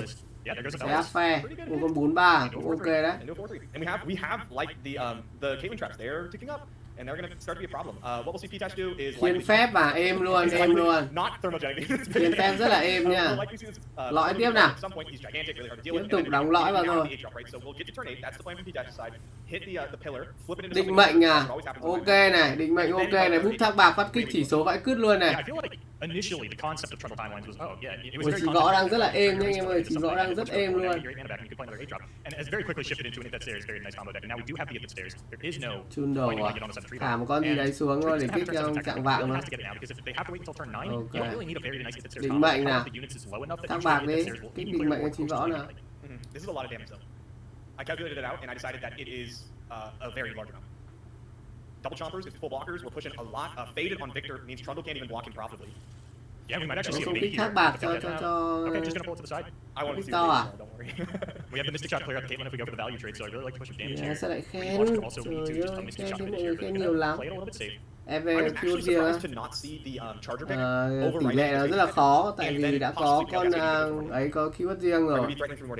Yeah, instead Victor Cái xa keyword riêng rồi, quen nó có keyword riêng rồi, Eve chắc là hơi khó đấy. Hoặc là con Eve sẽ có cái keyword như cái xa chẳng hạn, nhưng chắc nếu phải đâu, cái keyword tiến hóa chắc chỉ cho bọn hơn không thôi. Ồ, sao không kích định mệnh cho ấy nhỉ? Lấy đam thôi à? Ok. Phải mình là mình rất là tham, mình sẽ kích định mệnh cho con Victor đấy. Thề nhìn ngon vãi. Để máu thế kia nữa nó dính bẫy mùi sao? So, P-Dash had a theoretical 3. Winding light off the top. 3 flash bombs. Oh my god, Holy mo! I hate flash bombs. Watch I hate them so much. Sao không kích định mệnh cho ấy, cho Victor, trời ơi, nhìn cái định mệnh kích phát định mệnh chẳng ngon à. Yeah, I think every time Dính bẫy bao mù dính thật. Okay. Just like, you know what, you're playing, you got timelines in the deck, we'll give you the highlight reel plays, we'll up your chances with the RNG a little bit, your Pharaoh's financiers will be a little bit better. Exactly, yeah. You're gonna hit the cool stuff on the pillar. You're gonna hit the flash bombs when you need them, that kind of stuff. Yeah, this is looking like it very well could be a quick finish on Treebo's side here once we get to the winding lake turn. There's no sweeper on the side of P-Tash, just up. Ủa chán chưa, sao không kích định mệnh nhỉ? Cứ tham một đam làm gì, kích định mệnh cho con Victor đi. Nó cộng chỉ số đi, con Victor bền vãi đái, xài Victor có bao giờ có hại đấy đâu mà cứ tham. I think Treebo can run out the Trickster here and then sort of decide, you know, and say, if I just attack with the Trickster, is P-Tash going to freeze that? Because that'll set up the double Mystic Shot. That's under winding light, man. P-Tash is trapped under winding light. This is game over. Right, we have 8 on following turn? 8 on the following turn. Okay, that but P-Tash with obviously the flash bomb plus 1 multiplier. To do it, right? We are going to get a Caitlyn hit here. Yep. Oh, Cheering Sumper is actually really big to stop. Đang 1.5 đấy. Oh, we still have Ice 1.25 thì hơi chậm. Still have Ice Quake, true. Mình để hẳn 1.5 You luôn. know what, Treebo probably won't either. You know what, actually we didn't have Ice Quake. That was generated off of the Pharaoh's Financier. Oh, it's not Trundle's Ice Quake, you're right. And that's 8 mana. And now you're feeling all comfy and safe on the other side with your winding light.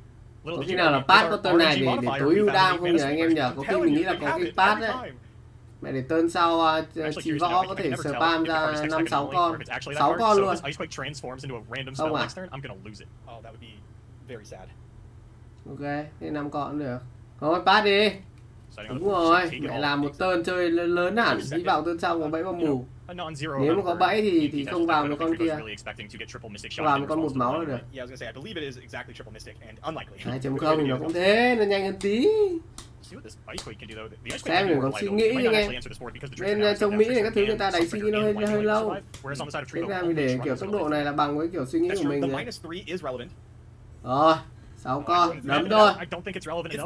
Chỉ võ đã có sẵn cho mình 4 máu rồi, bây giờ chỉ cần đấm làm sao mà... Ui, nhưng mà một cái băng chấn à? Chết gần hết luôn. Nhưng mà xài cái đấy thì chỉ võ bên P-Tash kia sẽ chỉ còn con đấy thôi. Con chun đồ thôi. Chỉ võ thì sẽ vẫn còn đến tận 4 con lận. À 3 con. Xài rồi. This is going to completely tap out P-Tash. There's no burst speed, flame chompers, or and nonsense coming out of P-Tash's deck to generate random blockers at the last minute. Nhưng mà xài thế P-Tash sẽ bị mẹ thủng đến tận 2 lỗ. Đang suy nghĩ rất nhiều. Suy nghĩ rất nhiều. Ok, xài rồi. P-Tash sẽ sạch mana. Trừ được 2 đam nhưng vẫn thủng rất là nhiều lỗ. Đấm thôi. Đấm. Ít nhất. Ok, vẫn còn thêm một con nữa. Và P-Tash chắc đi rồi. Đếp thế build là được. Ok. Chỉ võ có cho mình game đầu tiên. That is one problem with targeting is if you're using decks that make of the TF is. Mashin, do you mind reminding us if you played TF or if you played to counter it in that seasonal? Chỉ võ còn mình là Hammer và dây. Bên Pitat vẫn lại ủi lại cái deck biến hình tiếp. Và có cái biến hình rất là sớm. Còn hai thần bí mà mẹ chỉ võ đánh thoải mái. Yeah, I mean, you're probably looking to just go pass production surge, I'm imagining, on Trevo's side. A little unfortunate that you have the token on 3 instead of 4, because you really want to do the, you either want to get the Hextech Handler out on turn 3, and then production surge for 7, and then attack, or attack after you play Hextech Handler on turn 4, just because it just pushes so much more damage. I feel like I've only seen these 6 mana production surges grab the MK5 and the MK1. I haven't seen an MK4 this entire tournament. Yeah, I mean, we saw actually 2 generated once. Okay. 2 MK4s for production surge rate. But you know what's the worst is when you. Ồ, sao giờ lấy con em mút ngon vãi. Yeah, that is a little embarrassing. So Young Witch actually going to be the pull here, going to just be sacrificed up to the MK5. I feel like these time decks, I like that. I like control decks that have removal tools. Rồi, turn này chỉ võ sẽ xuống con robot cộng keyword. Thì Tát không có xài con nào cả, phải ít phải 2 turn nữa mới xuống được bài ạ. Làm cái khe à? Okay. Xuống con bút keyword không ta? I'm trying to. Nhưng mà bút thì vẫn chết hết sạch. Không, vẫn còn con bút nữa không sao cả. Yeah, it's a good card. I also love the style of decks. Đấm nào. I don't love Jace as much as the other previous deck, which was Sentinel. Phòng lại thêm một lá robot nữa. We're seeing Jace take over as the like Shadow House PNZ. There is a Sentinel control trông deck. khủng khiếp quá. I was just gonna say Cầu sấm sẽ gọt được 2 con, ok. Got the match wanted. A few of our units to the shock blast here right after the blade. Lắm nào. This is the power of the production surge, right? Is nó chỉ lấy một tay thôi cho nó dễ xem chứ vừa dưng đổi sang bên kia gì nữa. Yep. But we are about to see the power of timelines. You have 2 options here. One, you can go Caitlyn, Pharaoh's Financier, which is the safer line because it keeps up. Bây giờ lại thêm một lá gọi robot nữa này. Xuống con Revia rồi. Ồ, bút chỉ cho ui, được con gài nấm à. Hammer. Ok, Hammer cũng ok luôn. Con gài nấm này hơi khó chịu ấy, mà tí nữa double bẫy thì.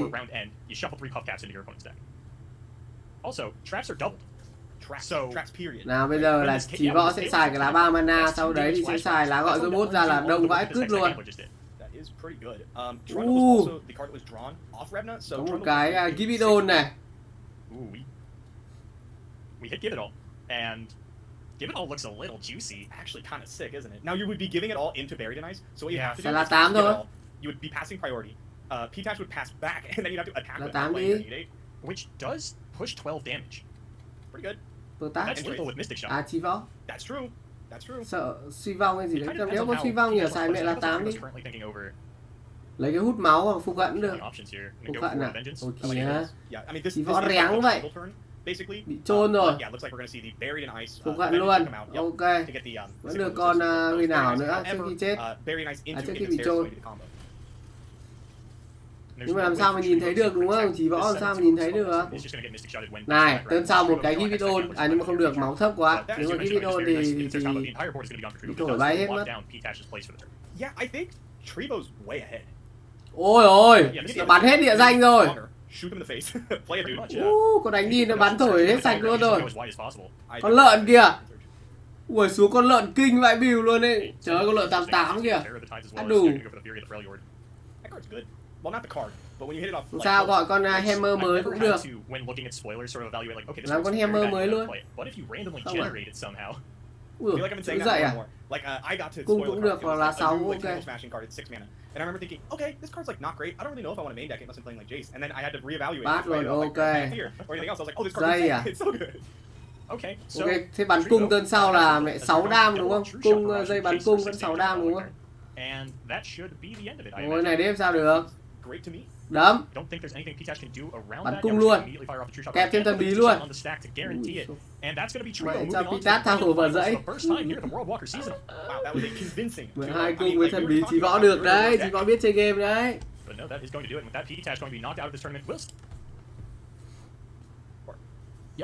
Quả biến hình khá là dã man nhưng mà vẫn khỏe. Chí Võ đấy của Chí Võ vẫn kinh. Kako Win và thích em à? Sợ. Anh em có tin đâu tí chung kết hai ông Việt Nam cho mà xem.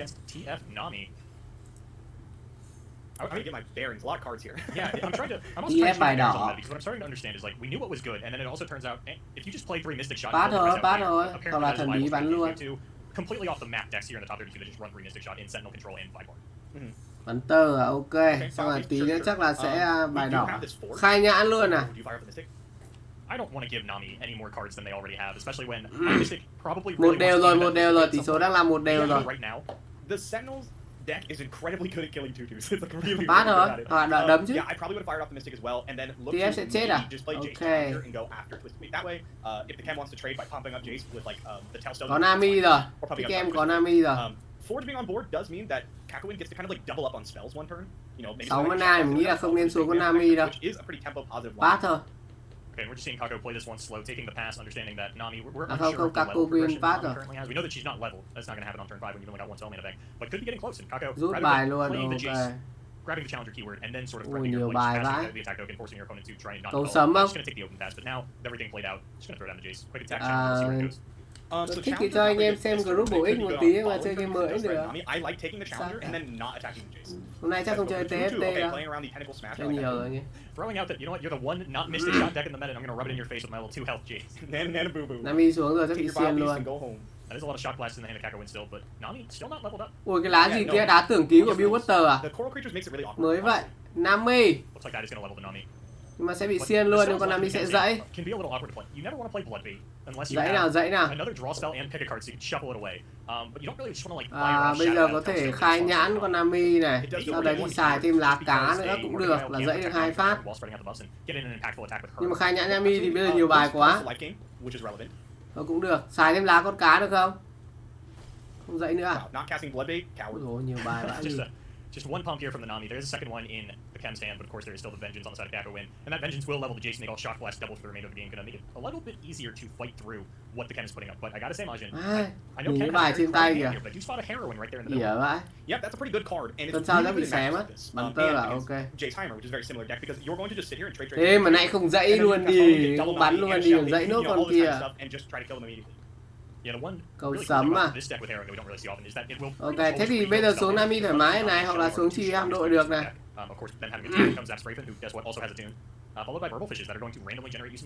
Nami chỉ hạm đội đây, Nami đi. Nami rẻ hơn. Nami rẻ hơn. Bên chiều cũng được, chủ yếu là con chỉ huy hạm đội sống á. Nami đi. Nami rẻ hơn. Nhưng mà nếu mà không chỉ huy à? Trên mẹ thấy con dây nó đập mất. Yeah, I think Kakowin 100% knows they're being baited here with the Shelly, and you just do it anyway. Ok, chắc cố tình rồi. It's one of those things where I know you're of an action movie. Like, I know that's bait, but I have no choice but to go anyway. Exactly. I know it's a trap, but my friends are in there, kind of thing. And of course, the Jace will turn back into a Jace in the hand. There's 3 Albus Pharaohs in this Hoài nha, vẫn còn đấy đấy. Nếu mà thích em mà chết hết Nami với lại chỉ huy hạm đội thì tí không biết dãy kiểu gì luôn. Thật ra vẫn còn trỗi dậy kìa. Trỗi dậy bây giờ ra con Nami chỉ huy hạm đội không xài mấy cái lá copy không mana các kiểu là cũng dã man đấy. Game mới à, game mới tí mới biết được chứ mình đã biết gì đâu, chưa chơi game đấy bao giờ. Nhưng mà nghe đồn bảo hay. Cái trò đấy vô tình xem trên xem ở trên kênh nào đấy, trên group của một cái kênh nào đấy. Ấy à, ok. Thoải mái rồi, Nami. Tao này xuống Nami được nè. If Jace didn't die first action, we would have gotten a double assembly line. It would have been a 5 whiteboard to set up for a really nice acceleration into the Chem's ruination on the following turn, but it would have looked really cool and threatening before the ruination actually went off. Absolutely, yeah. It would have looked so sick. 2 phục lận là mẹ bên các cô này nhiều spell thế. But we're getting closer and closer to that harrowing turn, and this might be the safety net that Chem was looking for to get down the Nami if Jace goes for quick attack again here to try to set up an acceleration gate, and that is the case. This is gonna end so badly. Bây giờ nó xài một cái đại suy vong luôn. Not even wait for the second 6 minutes to come out. Yep, but I dig it. Một là tập hợp. A little bit of damage pushed, but there's kệ thôi, mình nghĩ là xuống con cá thôi. Tuần sau spam Nami được này, ui, hợp lý đấy. Tuần sau thích em lại xuống Nami không à? Copy thêm con cá nữa là vãi ở cứt luôn. Trỗi dậy cũng dã man luôn đấy. Xài trỗi dậy cũng dã man đấy. Sure. Yeah, I think one of the big things we were or didn't that's really important is the Sentinel package early to start pushing because then things like Shock Blast in hand, Albus attacking, right? These like just start to end games, or they threaten them, forcing your opponents to play differently. Copy con cá đi. Trỗi dậy luôn à? A lot of time to set up. Ấy and chà give chà. this TF Nami deck a lot of time. It's going to kill you through whatever you had. Soi mắt được không? Sẽ có một con chỉ huy hạm đội với một con Nami. Nami có thể xài được 2 spell nữa, một cái bắn cảnh cáo hoặc là một cái copy nữa. Hai Nami luôn. Thôi bỏ mẹ. Copy con cá đi. Copy con cá đi. Bỏ mẹ con TF đi, copy con cá xong là bắn vào nhà. Hợp lý rồi. Ok á, bút mẹ vào TF rồi. Bỏ TF. Ok, cũng được, không sao cả. Ôi, còn được hồi lực nữa chứ. Vãi cứt ạ. Con Nami này với lại 2 con hồi lực nữa, hồi mana lên cả một đống nữa kìa. Mẹ mình cứ tưởng là xài 2 spell là hết rồi, nhưng không, 3 con hồi lực. Hồi full mẹ cây mana phép luôn rồi, bây giờ spam thôi.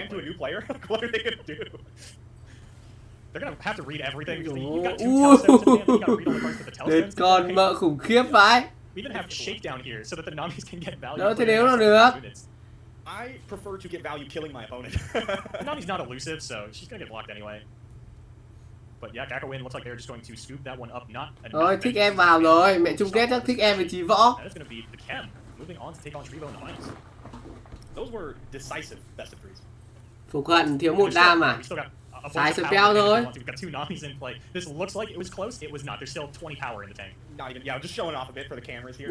What I really want to see is I really want to see Sentinel's first Bard fly. Oh man.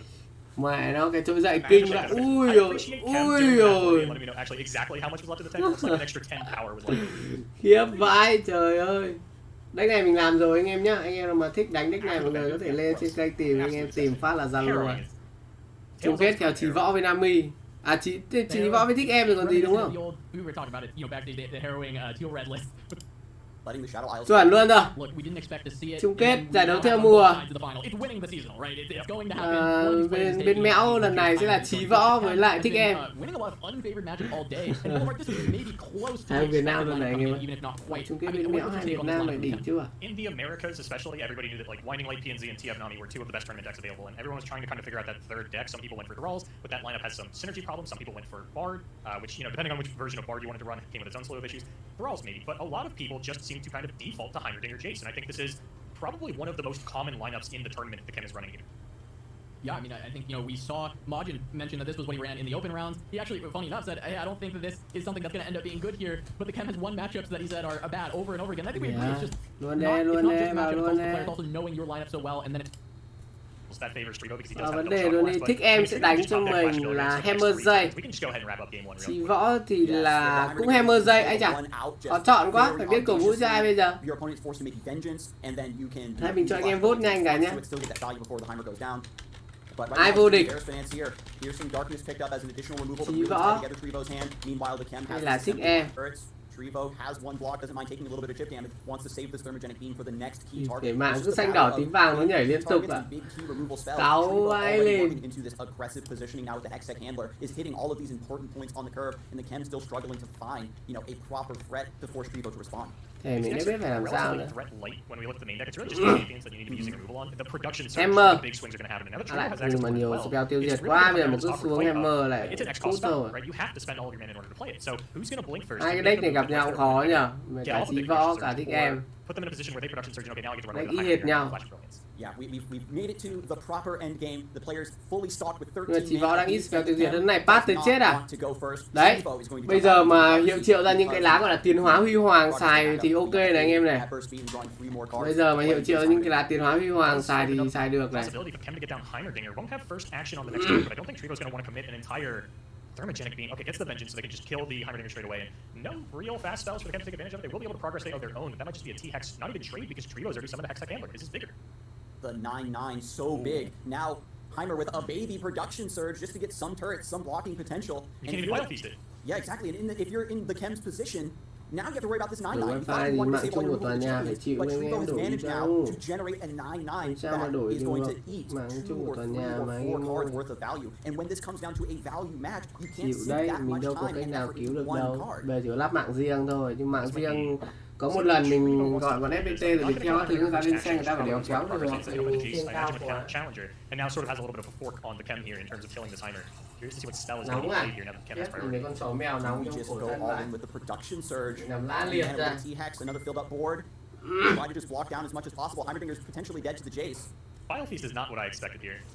Another waiting play. Maybe the Chem is expecting Trevo to go for the acceleration gate, but doubles up on the shock blast instead. Okay, that's going to be quite a lot of damage going at the Chem, and that is an avenue to victory. It's just chết throwing all of this rồi, phải burn đổi here tin nhắn opponent's ngay now we'll không get the bây progress giờ. day response. But again, Trevo's T-Hex is just a little tin bit nhắn bigger. về. We have a Mystic Shot discounted. The 8-8's not going to get the trade it wants. It can get pulled to the side by the 1-2. Just trying to survive, trying to set up here.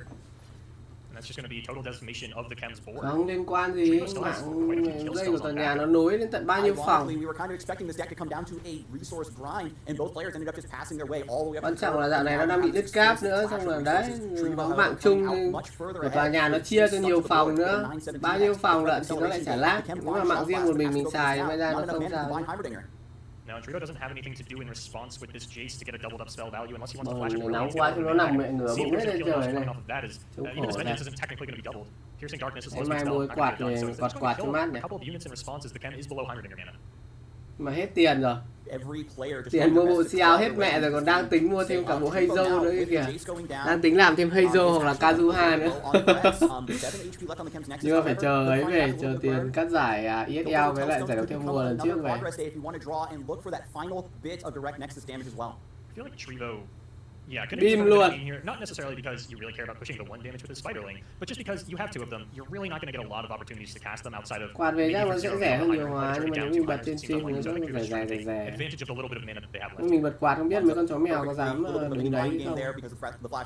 So many reactive answers now on Trevo, running short on threat potential. This could Thích em hơi yếu rồi, thích em hơi yếu rồi. When your board is wide, it doesn't matter if your opponent has a 9-5. Biến hình luôn à, 2 con TZ à, ui chiến vãi cả bìu luôn. Thế thì phải phục vận con phù hợp con TZ thôi. Oh my goodness, I completely forgot about that line. Ui, trao đổi spell khá là dã man. Im luôn. The Chem still has Heimerdinger and production surge. Unfortunately, with no fast or slow speed answers, if the Heimerdinger comes down, gets scooped up by the Vengeance. Hammer, xiên Hammer thôi. Is running very thin on Hút máu à, ok. Ô xiên được mà. Không đủ mana để dãy lại con Hammer nữa à, không? Xài lá 7. Khá là đông. Thì võ không còn mana. 7-8 à. Nhưng mà thích em đang lợi thế hơn về quân. Dây.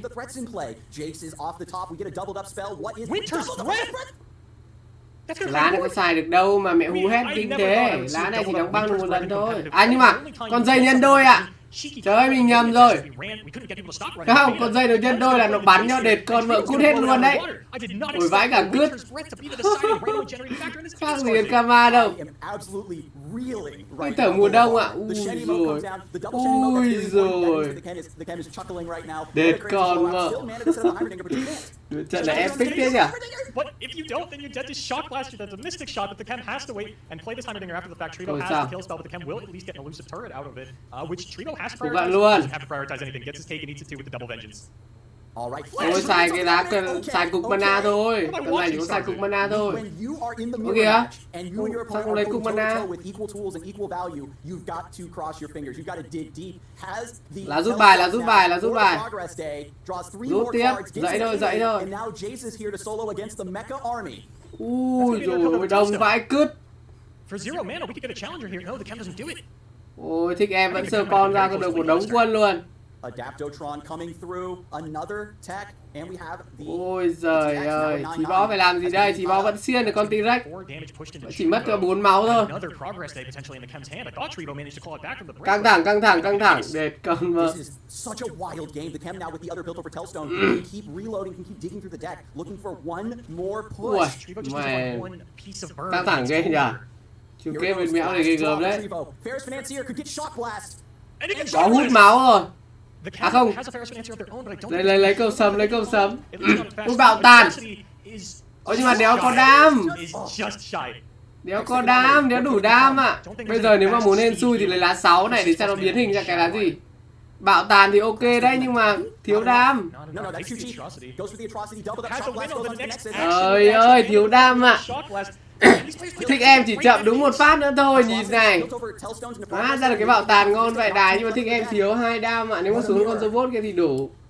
Ui game này epic vãi lên ạ. Trời ơi game này kinh thật đấy. Hay, game này hay vãi. No thermo on the Aphelios. It's going to get a little bit of value here from the Crescendum. I love that Trivo just goes for this immediately, tries to keep the board wide. Knows this matchup. Knows Wing Vision's going to be 6 mana Thermo Beam. One more 6 mana spell and the Jace is online. Wow, thermo on the Aphelios, really respecting that value engine. Feels I can answer this victory Đây, some cái game vừa other xong time, dã man thật.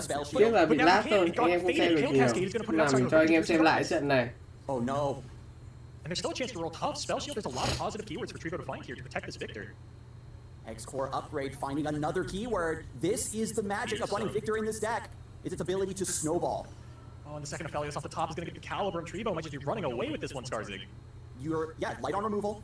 The Chem's forced to play this board-based line, and when you can't just point, remove, and zap these champions out of play, the value becomes immense. The Trivo is just completely solidified, building a powerful foundation, while the Chem is trying to find a way to get Heimerdinger set up into play. Trận vừa xong epic vãi. Being able to vengeance, I feel like you almost have to go for the Tilt Open Telstones here. Đây là 3 thôi, 2 con em mờ. Let Trivo sit on both of these champions, but it's the flash of brilliance. Bên Chí Võ đang rất là tốt luôn. This is one of those matchups where you don't have to sidestep and keep going for Caliber and keep your opponent's board under control. Trivo's just going wide, keeps going wide. There's only one AoE in the Chem's deck, and that's one of Ruination. Oh, and there's a second one off the flash.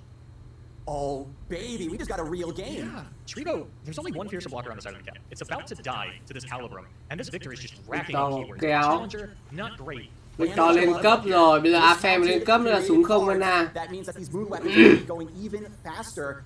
Ôi, bắn đúng cái con 3 đam luôn. Thì lấy gì mà đép đây? Thích em đang không có gì đép với con Victor của Chí Võ cả. Là tiêu diệt nhỉ? Đấy, suy vong có rồi, lấy lá bắn chết thôi, ulti Sena thôi. Con Victor. But now Victor is just enormous. 11 damage coming through, and now you're within that burn range. Yeah, Trivo doesn't have any burn immediately available in hand, but does have a potential progress day as well as, you know, if the Chem wants to fire off Ruination, that's going to xiên luôn Victor thôi. While Trivo completely redevelops the board and gets another big open attack without Withering Whale. Số con Hammer đủ mana không? Yeah, it's got to be right that the Dawning Shadow here. Lại suy vong luôn à? Gets the Aphelios and the Victor, makes a lot of sense. That was generated, so there is still one more. Trivo's got such a good redevelop here, going to be able to discard a Flame Chompers with the Sump Dredger to pull that Forge Worker to the side, so that they can push through the full. Ôi, nhưng mà bên này đếp Chí Võ vẫn gọi quân ra được. Progress day for even more reload for Trivo if he wants it. Assembly line going to go even wider now. Assembly line. Kéo vậy sẽ là 6. But at the moment, this is just a lethal representation, but no, we're going to go for the assembly line. With no mana for another Ruination. Phải bắn thôi, bắn chết con xong rồi sẽ trừ 2 đam chứ. And this is all board based Boulevard. We haven't even gotten into Hút máu à? burn still lurking in the deck. This might actually be the Dawning Shadow turn. You take a lot of damage off the board. Đó, bây giờ hết lag mình cho anh em xem lại trận đấy vậy. Return assembly line. Assembly line trying to block down. No mana for Winding Light right here. Great chumps. That's still going to do it though. That's still 9 damage on the 3 weakest attackers. No, it's only 8. Whew. Close. Goes down to 1 HP. And no burn on the side of Trivo yet, but it's in the deck. And now the Chem has to take that slow action of praying for this Piercing Darkness Connect to get a little bit of healing. Song Spinner! Oh, Trivo, what are you going to do when you see this? Are you going to fire off a Song Spinner, a Progress Day? What's the plan? You still got such a large board. Hasn't actually cast any Mystic Shots. Một máu! Right? So I think that Song Spinner can actually pull a Mystic. It could, yeah. I'm curious to see if Trivo goes for that or just sets up the board on the next attack. The Chem probably... There's so many spells in this game that deal 1 damage that you can get off the Song probably Spinner. Cannot believe that they're not dead right now. Hút máu thôi. Trivo, and they're still sitting at 1 next health. And now the Piercing Darkness is going to come onto Aphelios. This is going to swing the board slightly back towards the Chem. Ủa, nhưng thật ra vẫn xài được cái lá 3 mana mà, vội chi nhờ xài lá 3 mana còn đẻ thêm quân chứ. Been a part of this equation whatsoever. This has been raw mid-game tempo beatdown. Heimerdinger finally setting up, trying to find a way into this game. Calibrum comes. Sao thích em không xài thêm cái lá 3 mana để đẻ thêm quân nhỉ? Sau đấy thì hút máu cũng được mà. I'm counting 5 damage on the weakest attackers for Trivo, so they come back to 1. And you can't develop, not into a Heimerdinger. You have to go for the open attack, and you still have that progress day, like we mentioned. Yeah, look, just to get the wrench bot. Do mạng mà anh em, chứ còn có ấy hay không nó vẫn thế à. Do mạng của mình bây giờ thôi. Something reactive vengeance off the top as well. Ooh, things are starting to look really good for the Chem. I don't know how much damage Trivo gets to push through this. Xiên đi, xài lá 3 đây xong là xiên một phát đi. Thì sẽ đếp Chí Võ thì thích em đếp thoải mái luôn. Oh my god. Rồi lại cái ấy rồi, lại cái về tiến hóa huy hoàng rồi. Xiên đi để trừ đam chúng nó. Sao bắn bóng tối à? Bắn đi, trời ơi bắn đi, xong để trừ đam chúng nó. Đúng rồi. Ôi rồi. Lục lọi. You gotta pay for the knock him down still. It's too late. It's not enough damage coming through. Ui rồi lấy thùng thuốc súng với lại mưa đạn à. Ra sớm tí thì may ra. Does not have Aphelios or Victor down to get the extra value to fight against this board. Here come the stats. Tiến hóa huy hoàng luôn. The vengeance still in the hand of the chem. A progress day in case they không à? take a turn off right now and say yeah, you're up. Mọi người toàn lấy cái lá tiến hóa huy hoàng xuống điếu hết dài à. Mystic shot, triple get excited in the deck. Are we going to see like it looks like we have enough blocks here if I'm not mistaken. We are probably going to have a desperado progress day next turn to find something. We also have to line him up to get a barrel. Yeah, that line him up is a questionable amount of damage right now. We don't know if the keg is going to survive it. Nothing found on the side of Trevo.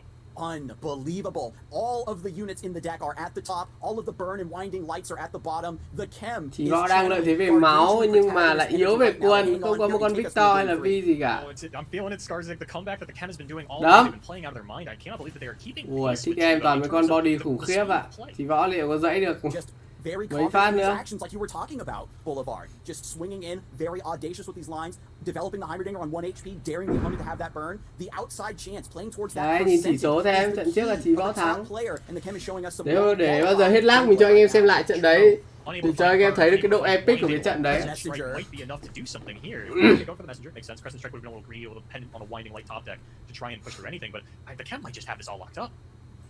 It's only a matter of time before Jace comes down, doubled up shock. Ôi rồi, ôi nhà body bọn kia to, chắc là đếm được. Everything's so healthy. And there's still vengeances on the side of the chem. Gonna go for the pass here, Ferris and Nance here, turning off the winding light for the turn. Sky's Descent will be 13 mana with the messenger in play. If the messenger survives, Sky's Descent could be the AoE that Trevo needs. Oh, that would have been sick. Yeah, is going to Sunburst, maybe looking to snipe down this Heimerdinger. If we can just have the Flame Chompers pull the 11-11 to the side, there's not too much HP. Khó lắm, bây giờ rất là khó cho Chí Võ có thể win được. Piercing darkness from the chem, which is what I feel like they need to really shore this up. Thiếu con em ok. Dãy không? Không cần dãy, thả mẹ dây ra thôi. Dây 3 mana. Ui, nhưng mà con dây này x2 tiến hóa huy hoàng nhá. Liệu tiền x2 không, mẹ cầu làm hai con cổng gia tốc chứ. Cổng gia tốc thôi. Ôi ôi, kiểu nếu thì nó chẳng có áp đảo với hút máu các thứ. Mưa đạn để giết con súng 11 kìa. Đáng sợ, không có áp đảo nhưng mà có đáng sợ. Có một con có đáng sợ. Đáng sợ không sao, lo được, vẫn choáng được, vẫn đép hết được, không vấn đề gì cả, chỉ là bị chết hết quân thôi.